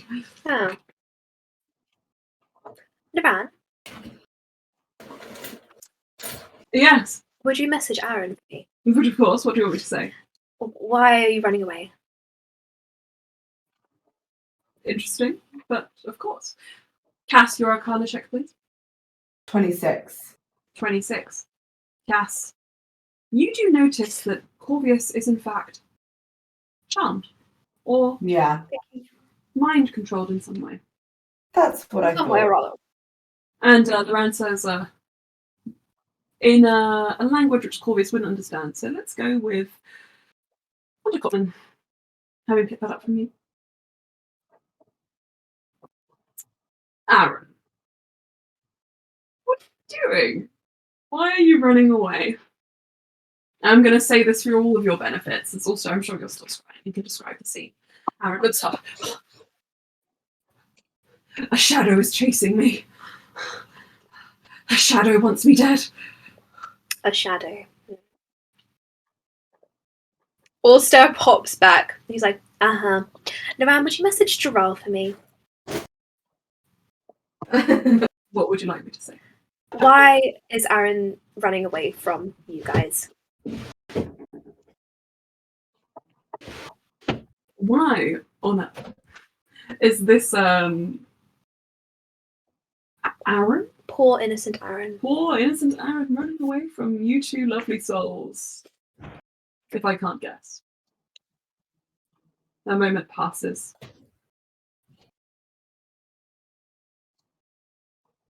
Aaron has no reason to fear me. Tell me where he is so that I can let him know that in person. Navan, would you message Carol? Fine. Turn on your location. I just want to talk. I just want to talk. Hi, Lala. Lauren, I don't want to talk to him. Please message Carol. No, Sleo, you do it. Slea, please message Carol. Okay, what am I saying? Can you please say, Carol, why are you both trying to kill Aaron? Slea sends it word for word. La baba. He is the most pathetic meow ever.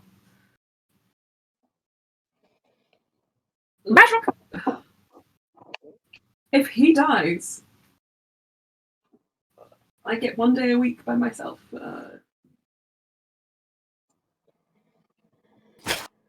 What? We negotiated, me and Joel. I get to go out and there's a really nice coffee shop I want to try, and I want to go to the High Solarian.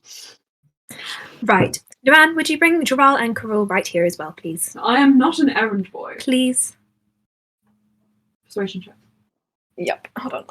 Also, yes, Slea would have conveyed the message and the reply word for word. So yeah, now Also- when you said I want to go to the High Solarian, was that kind of giving you, I want to go to the High Solarian so that I can steal the Chronologica so that I can take over the world? Or was that giving you so that I can be free from my husband who is terrifying? You know, I kind of suppose you might want to message him yourself if you want more clarification, you know? Also, Corvius is charmed, just so everyone knows. Oh, should I fix that? I'm charming, but I'm not charmed. That's what it was. Please just bring them here. Fine.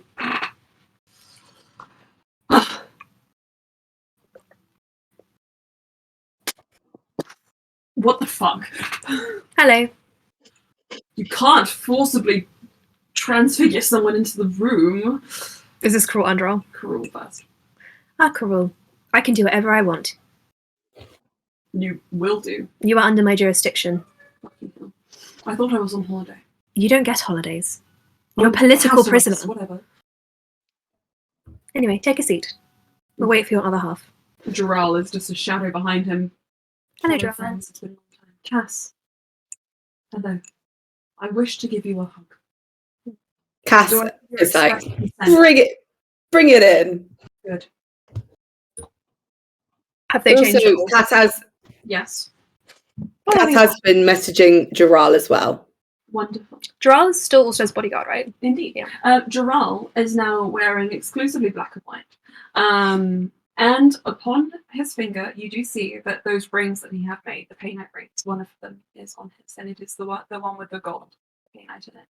And very trustingly, the one with the red Painite is on Carul's finger. Carul, He went to their wedding. they aren't married. It's engaged. These are Fine. engagement rings. Fine. It's It's a very long engagement. You know, Loran and I were engaged for 24 hours. It was a wonderful time. Anyway, Carul is wearing an apron. It's one of those like novelty aprons that's got like Kiss the cook. Kiss the cook, Carul's coffee cart on it, and he is holding a hand whisk and a coffee pot with espresso. And he's like, "You're middle of something." Excuse me. Yes, make a latte. Go. I don't have the rest of my implements.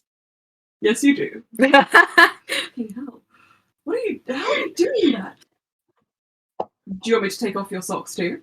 And Jaral says, no. Why have we been summoned here? No, I need those. I need those. We were on a bit of a tangent about saving Elgilith or something, but first, he points at But then, shush, Corvius. In fact, Corvius, could you go stand outside for, I don't know, 10 minutes? this is my realm. Out you go. Go on. Fine. As he goes, Slea's just gonna tap him and cast Remove Curse to get rid of the charm. Aaron. Oh, good, you can stay. Jaral, explain. I have nothing to talk about. You know all my things. Is this because Jaral had sex with Aaron? Because that's very petty. Look. And I think you need to just work that out between you two, rather than killing someone. I might have to put you back in jail. Look, it was not my idea. Jaral says, it was your idea. It was your idea. I very graciously offered to send him away. Mm-hmm. And I also asked whether I could potentially just go on a day trip to a coffee emporium.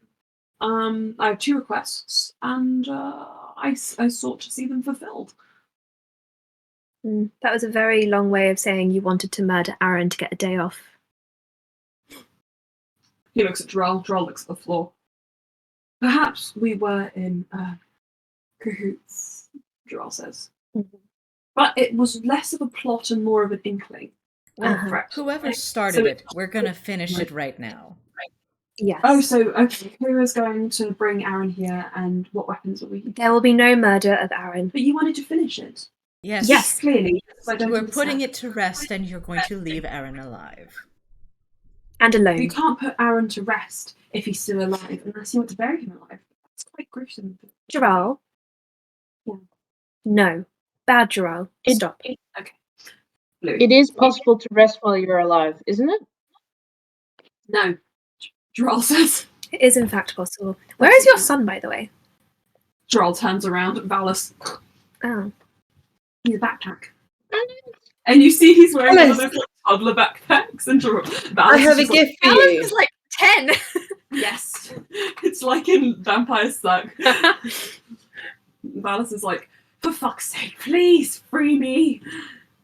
Also, all of the kids got whatever carvings they wanted, by the way. And then Cass is gonna go over and like lift Valis out of the backpack and then give him a handful of daggers so much in various sizes. Thank you. Oh shit! Yeah, he's like, how old is he now? 10. I'm like He's like 10. 10. I'm like 10. I play Roblox now. And Minecraft. Oi, Bess. And my favourite YouTuber is Tommy Innit. Oh. Gerald, what happened? No, he's just rebelling. He's in a rebellious stage. I don't know where he gets the laptop. I take it away and it just reappears. He looks at Cruel. Cruel looks at the floor. Cruel's definitely an iPad parent. He's like, here, It's have just this. easier if he has that. He doesn't talk to me. I am concerned about how your child will turn out. He sleeps a lot, but I think that's normal. But what I've been doing is I've been organising excursions for them to go on to really bond far away from technology. And I wait for them at the end of their trail and then I take them home. So it's like they're definitely like going somewhere else, chilling in just some sort of room with a load of technology and then coming back at the end. They are going, because remember you guys went to Ironstone to see the Eldrelith, the grand reopening of Eldrelith. Mm-hmm. Yeah, and Crawl's like, yeah, it's there now, and Miranda shakes his head. Did I say I meant Ironstone? Cruel. I It's feel like always you need to been- do something outside of the coffee. Your mind is deteriorating. Maybe it's deteriorating from being stuck inside all the time. Maybe if you weren't a terrorist, you wouldn't be stuck inside. Wow. That's a big word and a big accusation. Aren't you guys here to do something important? Well, yes, firstly, though, you have to promise not to kill Aaron. I'm not going to kill Aaron. I'm just going to send him a message. Also walks over to Cruel and eyes him up. Holds out his hand. We won't kill Aaron. I'm going to send him a message. They shake hands. Aaron. And then he says something very, very quietly under his I listen. He says, if you ever return here, I assure you, you'll join Alexa. But he's safe. Want to But he is safe outside of the chisel. never return. Hello, little baby. It's a little baby. Baby. Little baby. Hey. Is Carol literally just murderous because Gerald and them had a fling? Yup. I think so. It's funny. Anyway. And Gerald also holds out his hand. You will not kill Aaron.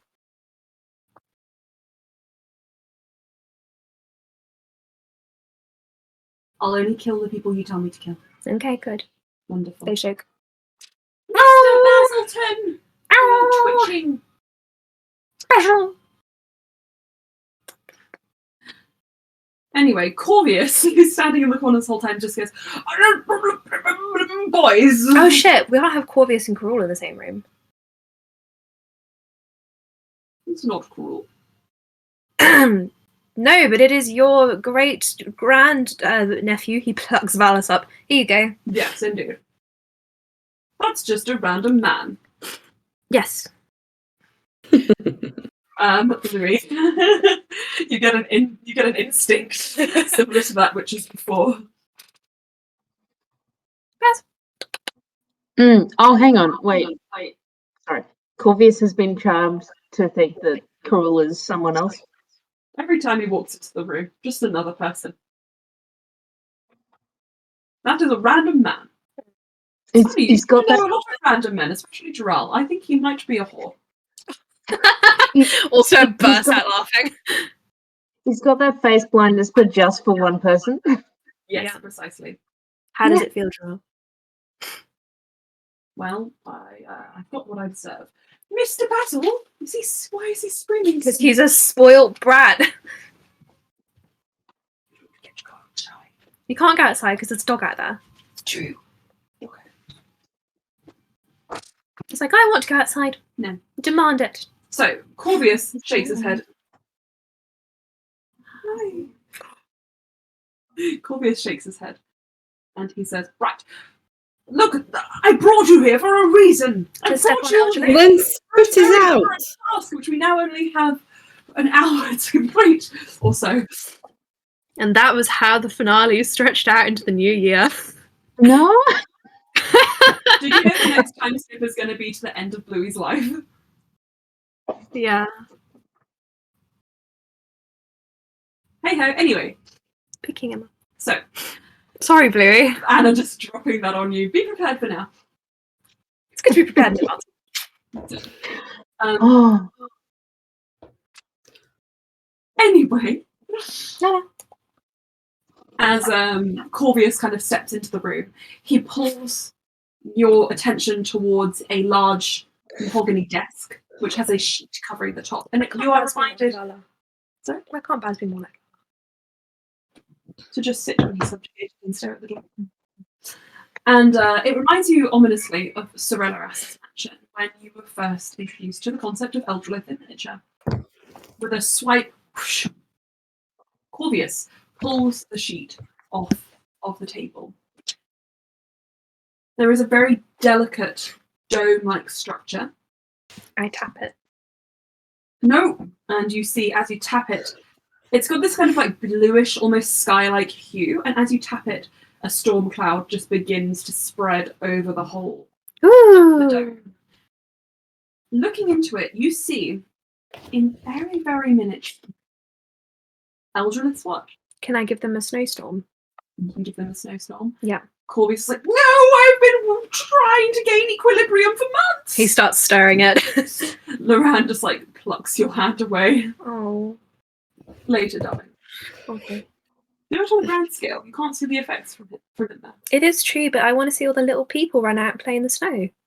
You do see little people running Oh. away from a snowed-in building that's beginning to collapse under the weight of the fresh fall that no one was expecting in this weather.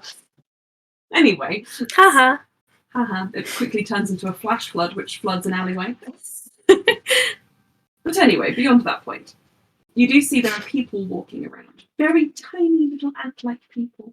Around the improved structure. What if I dropped an actual ant in there? Loran pulls you further away. He just grabs all stuff. Why don't we can test that later by making an ant big. Shu, he's subjugating me. She was like, and picks the both of you up. And I was like, okay, right then. I will add. She will add more. Looking at Sleer, Cass, and you, Bluey, if you're not careful. So I would stay out of the way. Gerald is looking up at this lady and is like, Shu? Yes, I remember. Because I've been living here. Carol, rather, is looking up at the lady and is like, Shu? Yes, I created a new body for her. We? No, Loran stitched the soul back in. If only I could do that with. Anyway. Can I roll insight on that? Yes, you can. Shu looks over and bares her teeth at Carol and Carol like, I get it. She will bite. Me, specifically. Or headbutt. I think I'd dash my brains out. Shu, 21. you have permission to bite Carol whenever you like. She I stops just think that's advancing. not fair. Really. She stops advancing. Baz. So Sleer, with such a high score on that insight, what you learn is thus. Baz. Shut up, Baz. You get the impression that Loran is very preoccupied with the idea of stitching a soul back together. For what reason, it is impossible to say. Who knows? Sleia is going to make direct eye contact with Loran, like, you okay?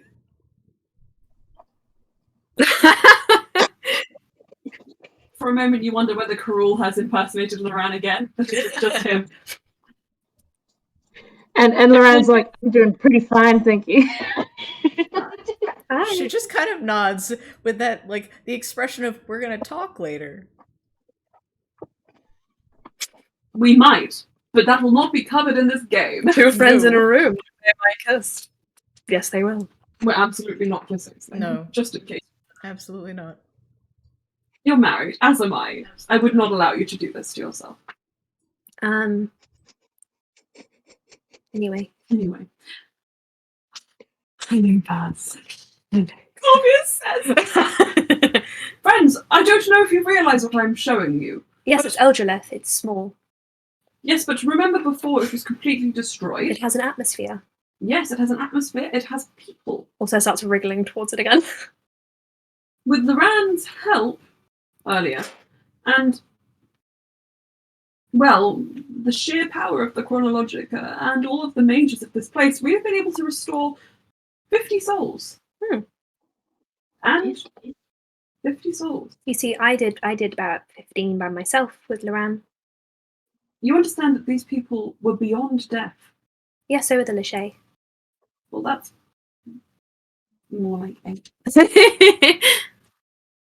It doesn't matter. I do not mind that you're doing your own practice. It was actually 30. Loran is like 70. 80. 900.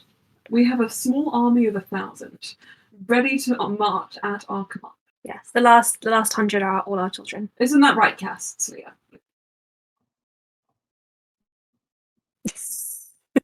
So, Eldrelith Squash, what have you brought us here for, Corvius?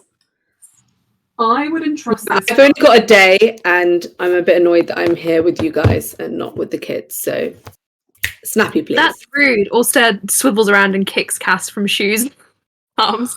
Corvius starts putting the sheet over again, and he's like, maybe this was a mistake. My task, should you wish to accept it, which I hope you will, because I would not trust this. Accepting a task seems like a level 1 thing to do. Just spit it out, Corvius. I would like it if you wouldn't mind ferrying this back to its original place in Ironstone and releasing it into the wild. Isn't its original place Eldrelith? Sorry, pardon me. In a prayer, and releasing it back into the wild, so that these 50 people who have now finally been able to come back to life would perhaps be able to live and rebuild their city. I have a structural question. Yes? If they are in small bodies, what happens when they get big suddenly? They will experience vertigo, but at the moment, because of this atmosphere, which is very delicate, they shouldn't notice any change. Are you sure there won't be a structural inversion? Do you even know what that means? Yes. What does it mean? It means that they would collapse inwards. The atmosphere, for them, from their perspective, is like a curtain. All that will happen is the curtain will be pulled back and they will be able to exit this place. Cass opens her bag. Put it in. Let's get going. I have good children time to be having. Indeed. He starts help with Leo's help. They start pushing the thing. Leo looks over at the rat like, "Hey," and it's like, "Did you hear something?" Oh, I'm joking. Ha ha ha. Like He's the a bit moment slow. that they're not into business, Leah's like, so how have you been doing, like, Leo? How are you liking it here? And it's great. I helped with this project. Oh, he's the mediocre squirrel guy.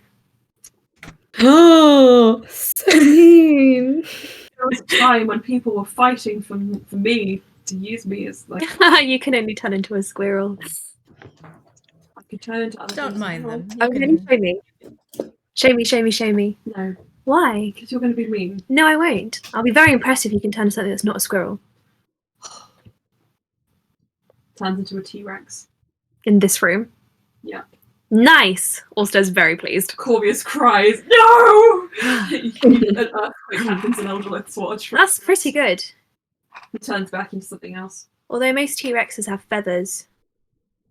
That's why I turned into a feathered one. Fur isn't feathers, Leo. Maybe I'm a furry. Okay. Try harder next time. Cass is going to go to Corvius and be like, once we put it back, how do we make it big? So Also, remember that Sorelleras gave you. Oh yeah, it's like a beep beep beep. Yeah. Cass is like, I I forgot want it to was leave. like. Cass is like, this is great, but like I don't really care about Corvius, and I have a bunch of people I care about who are in daycare. So But Cass doesn't have long to live. Corvius does look very pleasant, I will say. Cass will sort of, seeing that, like pass him some alcohol and be like, the next time I'm on the material plane, it could be like 10 years, so you might not be here, so here's to your life. Enjoy the alcohol. Fire whiskey. Yes, it's the best, and it's also been laced with fey magic, so it'll be really fun. If I drink this, am I going to be tethered to the fey realms? No. Sounds like something a fey trickster would say. I almost dribbled. Corvius dribbles. Cass then has a think, and it's like, oh wait, no, that one is to trap people to the fey realm. Hang on, let me get the correct Sorry. Cass digs around in her bag and is like, no, this one is to trap people in the fog place. No, okay, right, here's the one. This is the one. This one is fine. It will make you really happy and very giggly, but it won't tether you to the fey realm. You should give some to Joral. I'm going to just take this off. I've never seen him happy or giggly. Oh, Emma, you're... What? Oh, my titties are out. Sorry, lads. Excuse me. Can't have... This is a PG-13 D&D game. Is it?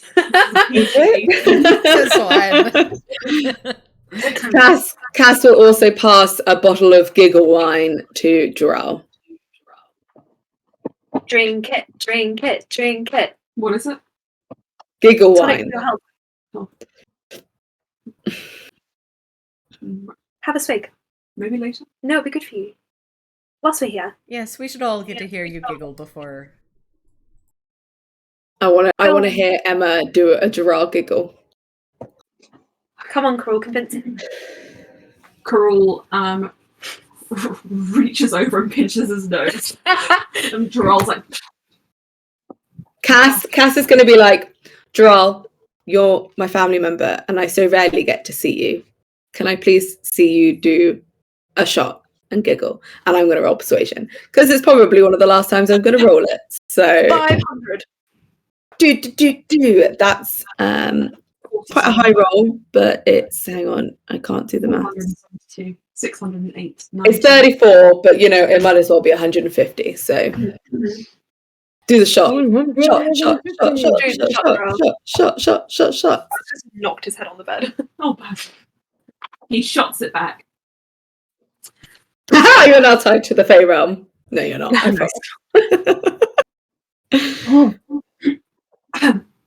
Tickle.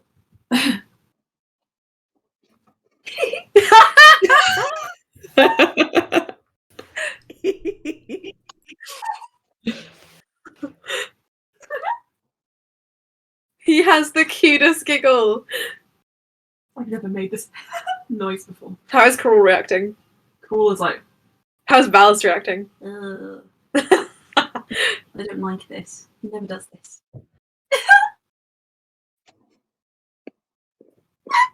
Oh, it is joyous. Thank you for blessing us with this. Get out of here. Don't look at me. Joral. Thank you, Joral. That was everything. Now to a prayer again. Shoot. Back to a prayer. Also, I'll be back at the palace next week. All right, bye. I'll send you your check. Mm-hmm. Valis lingers and is like, shoo. Ulster reaches for Valis. He's like, she can pick up multiple people. Come here. Oh my. Scoop. Hey guys, how you doing? Also, do you know something crazy? What? I found out that Super Mean Cruel thought we should get married. Ew. Really? No. I'm big and strong. You're 10. Disgusting. That is quite repellent. Never Never mention it again, Valis. Never mention it again, Valis. Never mention it again. Yucky. Mm-hmm. Oh dear. That's super mean, Carol. Does he mean the other? He means the other one. I have no idea what that means. I don't know what he's talking about. You know exactly what he means. No. Go on. Speak. It's just an idea I had. Why? Ages ago. Why? No. Merge the bloodlines. Cut out the round. You're so weird. No. So weird. Anyway, you were roughly the same age at the same time. I just introduced you whilst you were a child and he was a child. Cruel. What? I'm going to give you a piece of advice. What? Stop talking. Right, let's go. And you guys all disappear. Just bring Cruel with us. No, Cruel will go back. But he's so much fun to bully. Well, we only have like 40 minutes. No!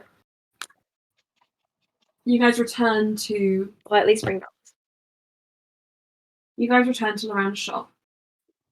At which point Loran says, perhaps this isn't the best place to travel to. Let me just... And he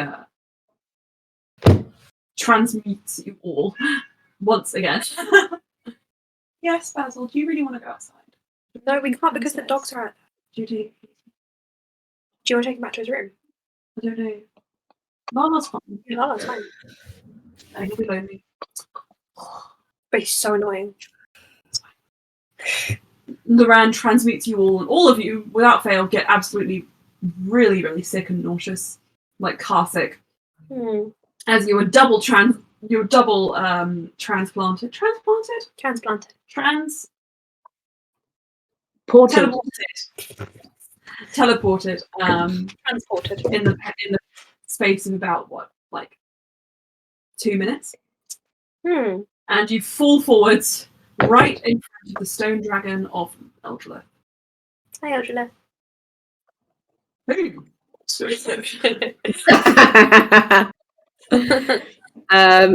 Cass sort of reaches into her bag and very carefully takes out Eldrelith. And then she's going to put it down and she's going to be like, was it there? No. There was a couple of centimeters to the left, right? Left? Okay.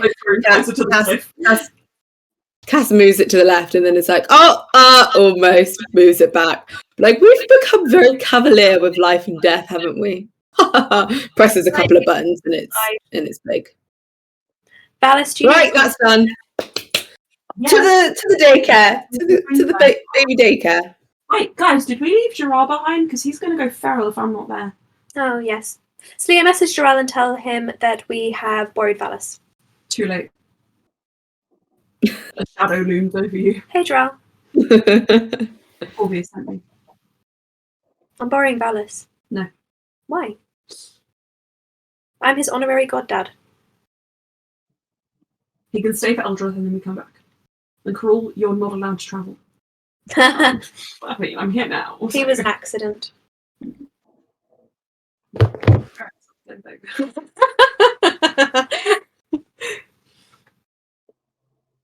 They're allowed to have an accident every now and again, but I'm not allowed to accidentally kill them all.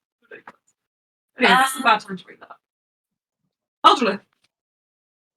Cass has already pressed the buttons. While everyone was talking about Valis. It's now big behind them while they were discussing. Okay, well, if that's the case, Eldrelith, there is a huge rush of wind, and I need everyone to make dexterity saving throw. Okay. If I'm in Shu's arms, do I get any advantage? Roll for Shu. I don't have how much to roll with a well then. Roll no, 6. I'm wrong. Is this 8? Is this saving throw against a spell or just a saving throw? 13. Why the fuck am I rolling good dice now that there's no combat? That's a natural 20. Beautiful. Everyone who got below 40, You guys are pushed 50 feet back. You take, I'm going to say you take a solid 5 points of bludgeoning damage, which is nothing to you guys. But Valis is like a flying squirrel, like, oh, and Drall's like, and Cruel is like,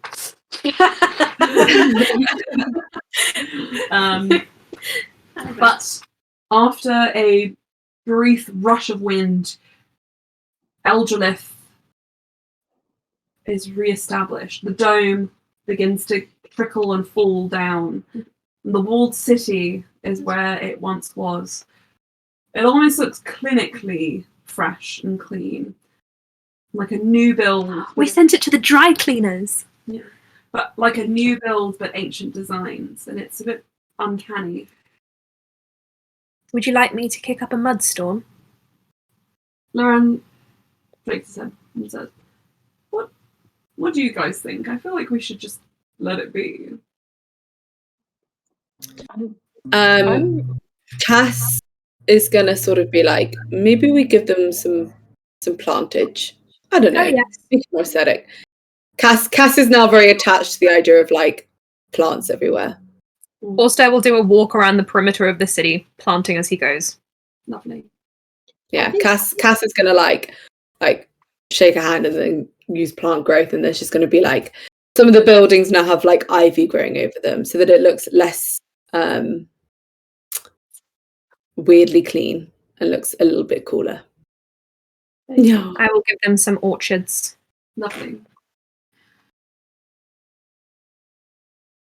After about an hour, I'd say, you are able to re-establish everything. And Gerald kind of keeps an eye on Cruel and Valis. Valis occasionally runs off into the orchards just to steal fruit. They grow back as soon as you pluck them. This is about to become the centre of plenty. Is there a problem with Valis? No. Why would you say that? Because he sleeps every 4 minutes. It's normal. No. You're abnormal. Why would you know? Sleer, is this normal? Also, I will be taking that out of your paycheck. Every insult. We're trying to make Gerald a nicer person. It's been 5 years. I haven't killed anyone just on the off chance for a long time. It's me. Troll is plenty nice, but it does seem like an appropriate thing to do when he. Gerald has committed 3 cases of attempted murder and 12 cases of manslaughter in the past 5 years. I have a tally. He brings it out. Attempted. Yes, and then they became manslaughter because I got the charges reduced. But I know. That means you failed. Anyway. Valis is fine. No one needs to worry about him. I think can Blue look him would. over if you're worried, though. Hello, boys. Blue, what did you say? Apologies. I think Blue is very much thinking about the fact that, like, the 50 people in there, do they actually have any idea what's going on? And so she'd probably wander in with IT and, like, catch up anyone to, like, the last 5 years that she knows about in terms of world events, and also, you know, are they of sound mind? And here's my address if you need anything. I think Cass will follow, and then wherever like Cass follows, there's just like some sort of plants follow behind, and she's just like, yeah, I'm coming with. This sounds cool. What's up? I think you do notice everyone is quite bewildered, but with time, their fog kind of clears, and they kind of accept what you're saying. There is an emptiness there,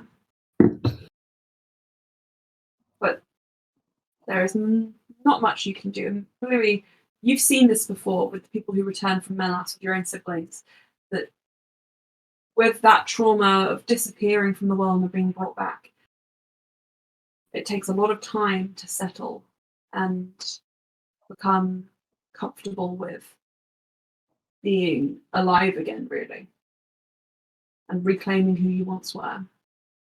You've had to go through pretty much the same thing. And you feel a pair of eyes on your back. And when you turn around, you notice that Loran is just kind of sitting at the edge of the city, whilst Ulster and Jarell are having their little argument about murder and so on and so on. He's watching you, and he then beckons you over.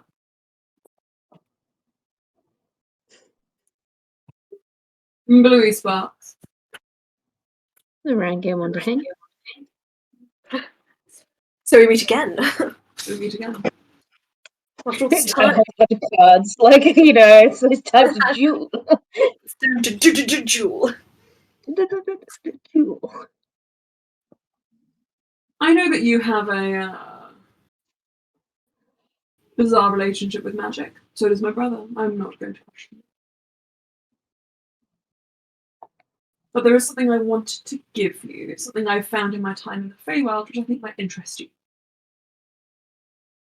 And he withdraws from his sleeve an egg.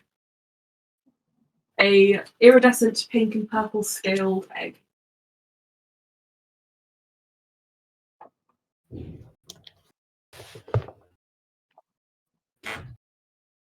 It's not going to explode on me. No, it's an egg.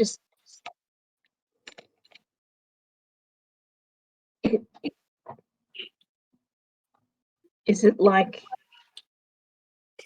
what courage was? Better than that. When fairy dragons are discorporated, their soul returns to the Feywild. If you can find that soul, well, with a little bit of magic, you can tie it to a fresh egg that has not yet acquired. Discorporated. Do I want to know what discorporated means?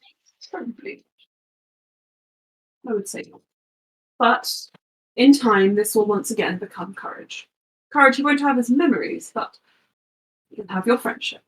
I believe that is something you desire. Lana.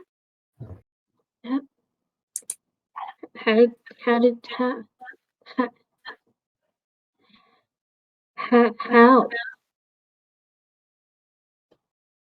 How are we here right now? Magic. But you don't need magic to make a friend. Anyway, this is getting really sappy, so you could go now. I have a few more people to talk to before the day's up. Can I give you a hug before I do? A hug? I suppose I'll allow it. She holds the egg to the side and then thank you. I think, can I say, Ulster's been investigating Cass's face, and he's like, I can make you a new eye, but give me a few years. I need to perfect it. Cool. I want it to be really cool. Can you do that for me? Like, I think I can do that. Like I next might level. need to experiment with flesh. But yes, I can do that. Do you need some of my flesh? Probably, yes. If I chop you off an arm, can you regrow it for me? And then you can but then my tattoos, I'll have to redo them. I don't need an arm. I need, he pulls out a tiny little dagger. Tip of your finger? Impromptu surgery. You can have a couple fingers, but can you then regrow them? Just because, Yes, I Freya would be very sad. Oh, I won't take those fingers. He reaches for he reaches for your dominant hand. Right, you ready? Yeah, go for it. Chop away. Okay. 3, 2, 1. He hacks 2 fingers off.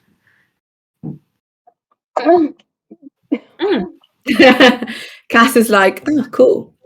All right. Can you grow them back? Yes, give me a moment. He brings Cass's hand to his mouth, licks it away, and it starts regrowing. Oh, that's cool. Cass is like looking at her new fingers, and she's kind of like, it's like, oh, fair enough. Cool. Your blood tastes like lichen. Yes. Cass is Thank quite you for like. the fingers. He puts them in his pocket. Cass is like, you're welcome. She's gonna go and speak to some people from Eldrelith and be like, would you like some sort of gardens, some groves, anything like that? Let me know, because I'm currently. As you approach them, they kind of look at you like, huh? Gardens? I had a garden. Yeah, there. And they point to like the middle of the street. Okay, Cass is going to sort of like sit in the middle of the street and kind of create like a grove at the center, and it's gonna basically be like a grove courtyard, and it's gonna be really pretty, lots of trees, lots of like bushes and some flowers, and she's basically then gonna like pop out and just be like, it's somewhere that you can. I can't imagine how tough these things have been, so you can come in here and forget. And you could speak to the flowers too. They won't speak back unless I let them.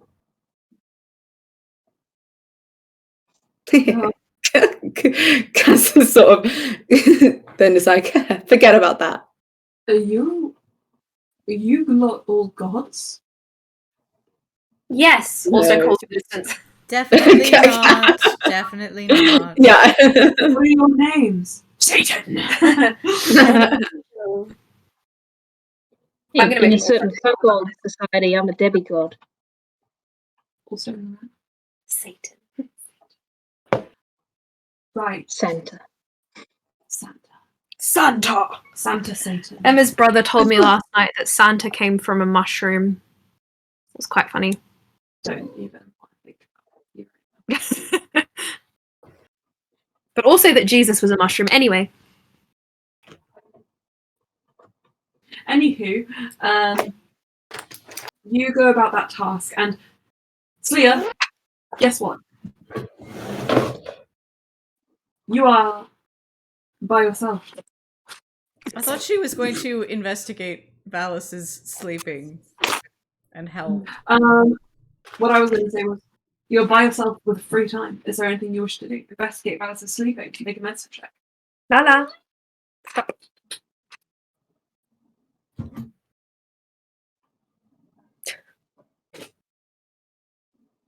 That is also a 21. Lots of fun. It's narcolepsy. Yeah. You can diagnose that pretty fast. Gerald starts crying. You mean he didn't take him to a doctor in 5 years? Yeah, so just like pats him on the head like you just He has ADHD, he doesn't sit down. and he's still your child and you still love him. Of course I do. Don't be Just- preposterous. It's my blood, my only blood. I'll protect him to the end of this earth. Good. Shall we go on and see how the people are getting settled in? Guys, when you think about it, have you ever seen Gerald and sitting down in the same room? What's ADHD? Yeah. Cass is like, I think as you say that, Cass like levitates to like your height and like is kind of like sat as she's levitating, like, yeah, this is true. This is very weird. Like Bluey takes away. It's like, yeah, right. Like, Wonderful. Loran passes you. and she bounces a leg. Cass. As he's just kind of wandering around the place, and he says, "Walk with me, just briefly. I need to make the round." Cass is going to sort of like put a hand on his shoulder and just be like, and walk, because she's now cast levitation and she's just going to levitate now. Cass. It's very brief. not really my thing to ask about, but I'm going to ask anyway. Lucas and Daniel's child. Yes. I've been getting vibes. Yes. Are you thinking what I'm thinking? I've seen. Are they? Cass is gonna sort of like Lala. She's gonna sort of give a small smile. It's exactly what you think. I've seen the papers. Yes. No. Just keep an eye on that for me. Of course, I will. I'll protect Percy. But Danielle knew she knew what she wanted.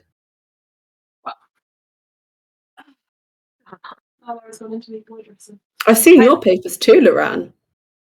Oh, did you see the photo spread I did when I was yeah. As part of the papers, I see your entire lifespan. It made for some great reading. Oh. Nothing at all. Focus on the titty mags. I do enjoy them. So does Freya. Wonderful. Not my nude photos I've seen. Oh, just blank. Well, I'm going to go and talk to Sleer now, but toodaloo, I'll let you sort that out with Ulster in your own time. Bold of you to assume Titania doesn't have Ulster's nude photos somehow. She is everyone's nude. Yeah. She's got like a little folder of them, like except for Sleer's. Except for Sleer. Because Sleer is a void beneath the clothing. Yeah, you take Sleer's clothes off, nothing there. I mean, you can see quite a bit of Sleer's like body from like what she generally wears, but like, just you'll never see Sleer nude. Generally, only because she allows that. Yeah. Otherwise, you would see nothing. Yeah. Biscuits. Wonderful. So, also Sleer's just careful about Titania, so just weirdly doesn't trust her. That's so weird. I think that's weird. I think it's been very in canon that you can't super trust her. But I think Cass has just gone so far the other way that she's got no choice and she's leaning into it. I feel like everyone will have noticed that Cass is like she's not quite the same as she was before, in the sense of she's just like a little bit strange now. Mm-hmm. We're all crazy in here. So as you guys kind of carry on, the last thing Loran does is he heads over to you, Sleer. He says, "Now you're my final checklist." Pulls you aside.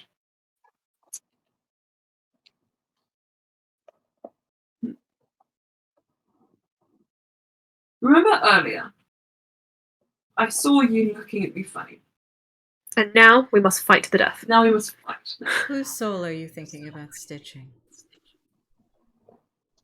He brushes a hand through his hair and pulls back the fringe that is kind of got like looped in front of it. You notice that he has one of his eyes is slightly off color. What have you two been doing? Nothing that concerns you. Right. Okay. I just want you to know that I'm in control. Everything's fine.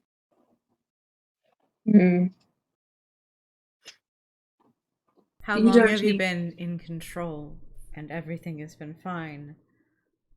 Long enough. Don't pry. Fine. My camera, don't worry. Don't pry, and I won't have to lie to you. Sound good? Wonderful. I love you, Sleer. Am I going to still be maintaining your shop?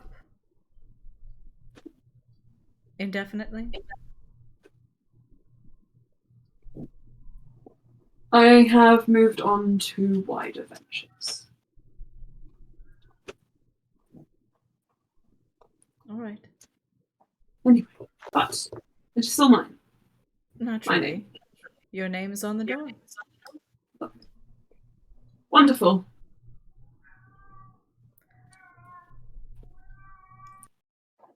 Now to find Ulster, because I believe there is yet more to do before we can go our separate ways. Perhaps we can all head up to Melas and see what Bluey's done with the place. Or maybe to Yoon. There are plenty of new friends to meet. Although I suppose we'll have to return those vigilante, on-the-run, blah-blah-blahs to a shizzle as well. Who knows? And he starts wandering off talking to himself. Loran. Yes?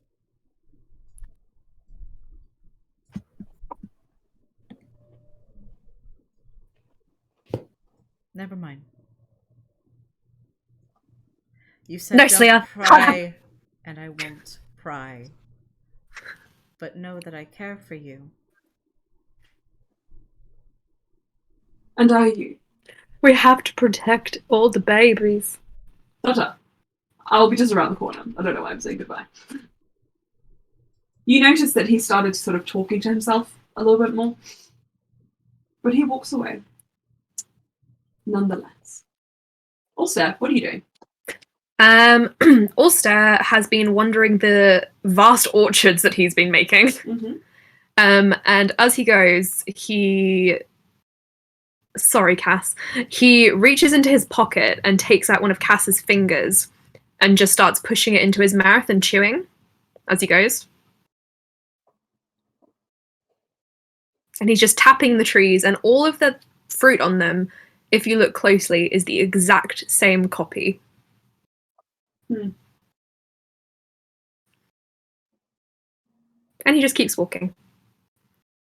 To be honest, if you'd asked Cass for some fingers to eat, she probably would have still given them to you. He doesn't eat the other one. He keeps the other one in his pocket. As you round the corner, you see a elderly man, just a civilian, one of the many people who were brought back with Eldrelith, and he sees you with a finger just kind of like half in your mouth. Hello. And he turns around and starts running. Unfortunate. Also swivels around and keeps walking.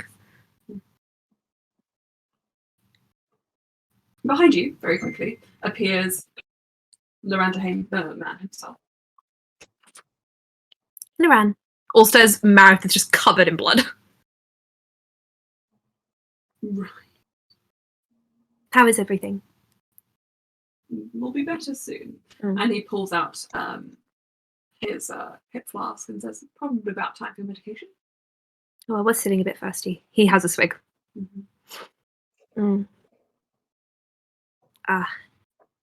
Better? Yeah. He drops the finger and begins wiping his mouth. Sorry. We're going to need to figure out a more permanent solution at some point, you understand?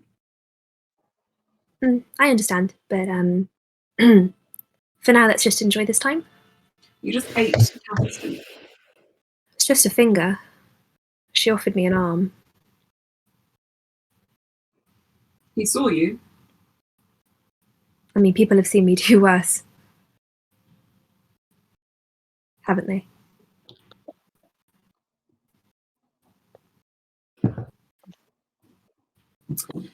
Probably.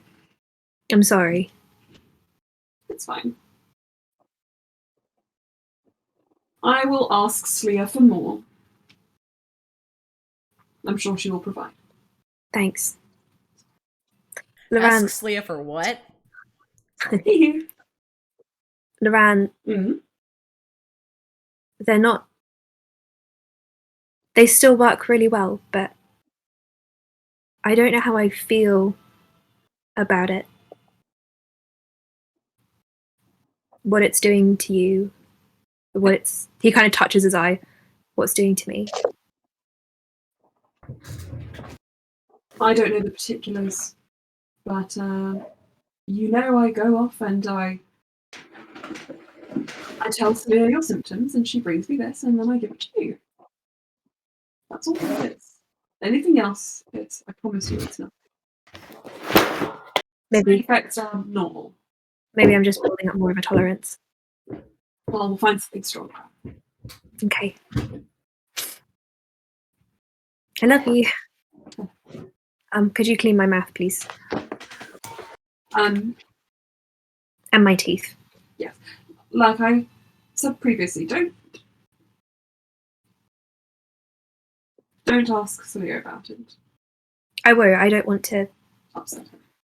Yeah. Especially not in front of you. No, it's a good idea. He pulls a bit of fingernail out from his teeth. I mean, Cass tastes quite good actually, but I don't want to eat my friends. That is a really bad thing to do. Let's head back to the others then. Okay. Yep. I think there's talk of potentially bringing back Karul and Drell to a chisel, and then perhaps going for dinner. Sounds great. Perhaps we can pay our respects to Alexa. Yeah. A single tear also is sad. You guys are all rejoined together at the front of the gates. Karul, Drell, Valis. There is a promise of food. And yet another teleportation which leaves at least one of you sick. It's definitely Bluey. Definitely. I'm sorry. Her usually strong legs just shaking. Just But in a day, you travel all the way across the globe. You see friends you haven't seen in a while. You're reunited with Cass, if briefly. And some of you go away with the sinking suspicion that things are not quite back to normal. Cass, Slia, Bluey, Ulster. So many questions yet unanswered, but things are looking up. Eldrelith is repaired and returned to where it once was. Melas is thriving. The shop is surviving. And your children are safe. The only threats are the ones you conjure in your own minds. And if anything was to rear its head, you're certain that, well, you guys can handle it.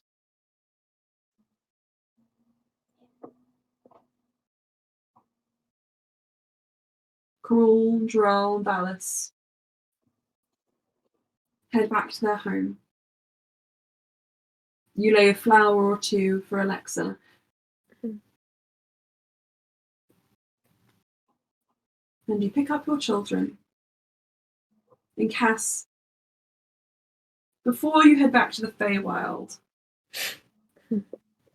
you take just one more wander around the shop, the forge, taking in the sights of the city. And you come across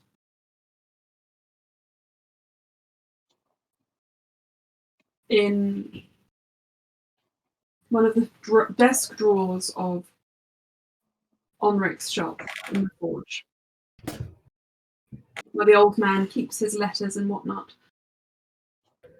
A bunch of mail which has your name on it. A stack of letters with your father's handwriting.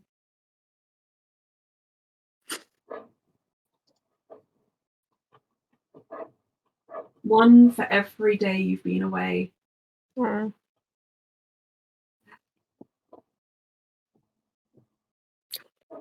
Big and small. Marked right up until a year ago.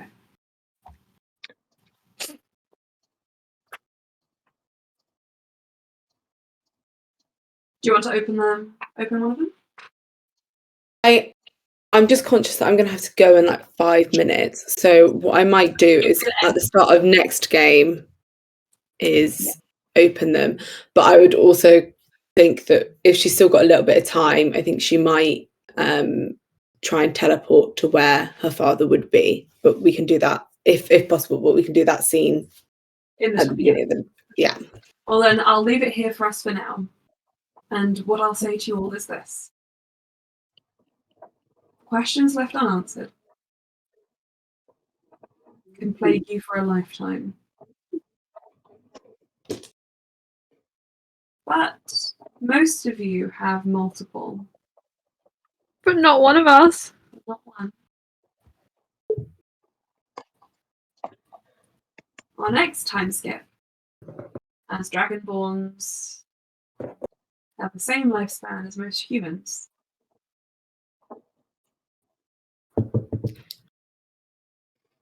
will take us 50 years into the future. No.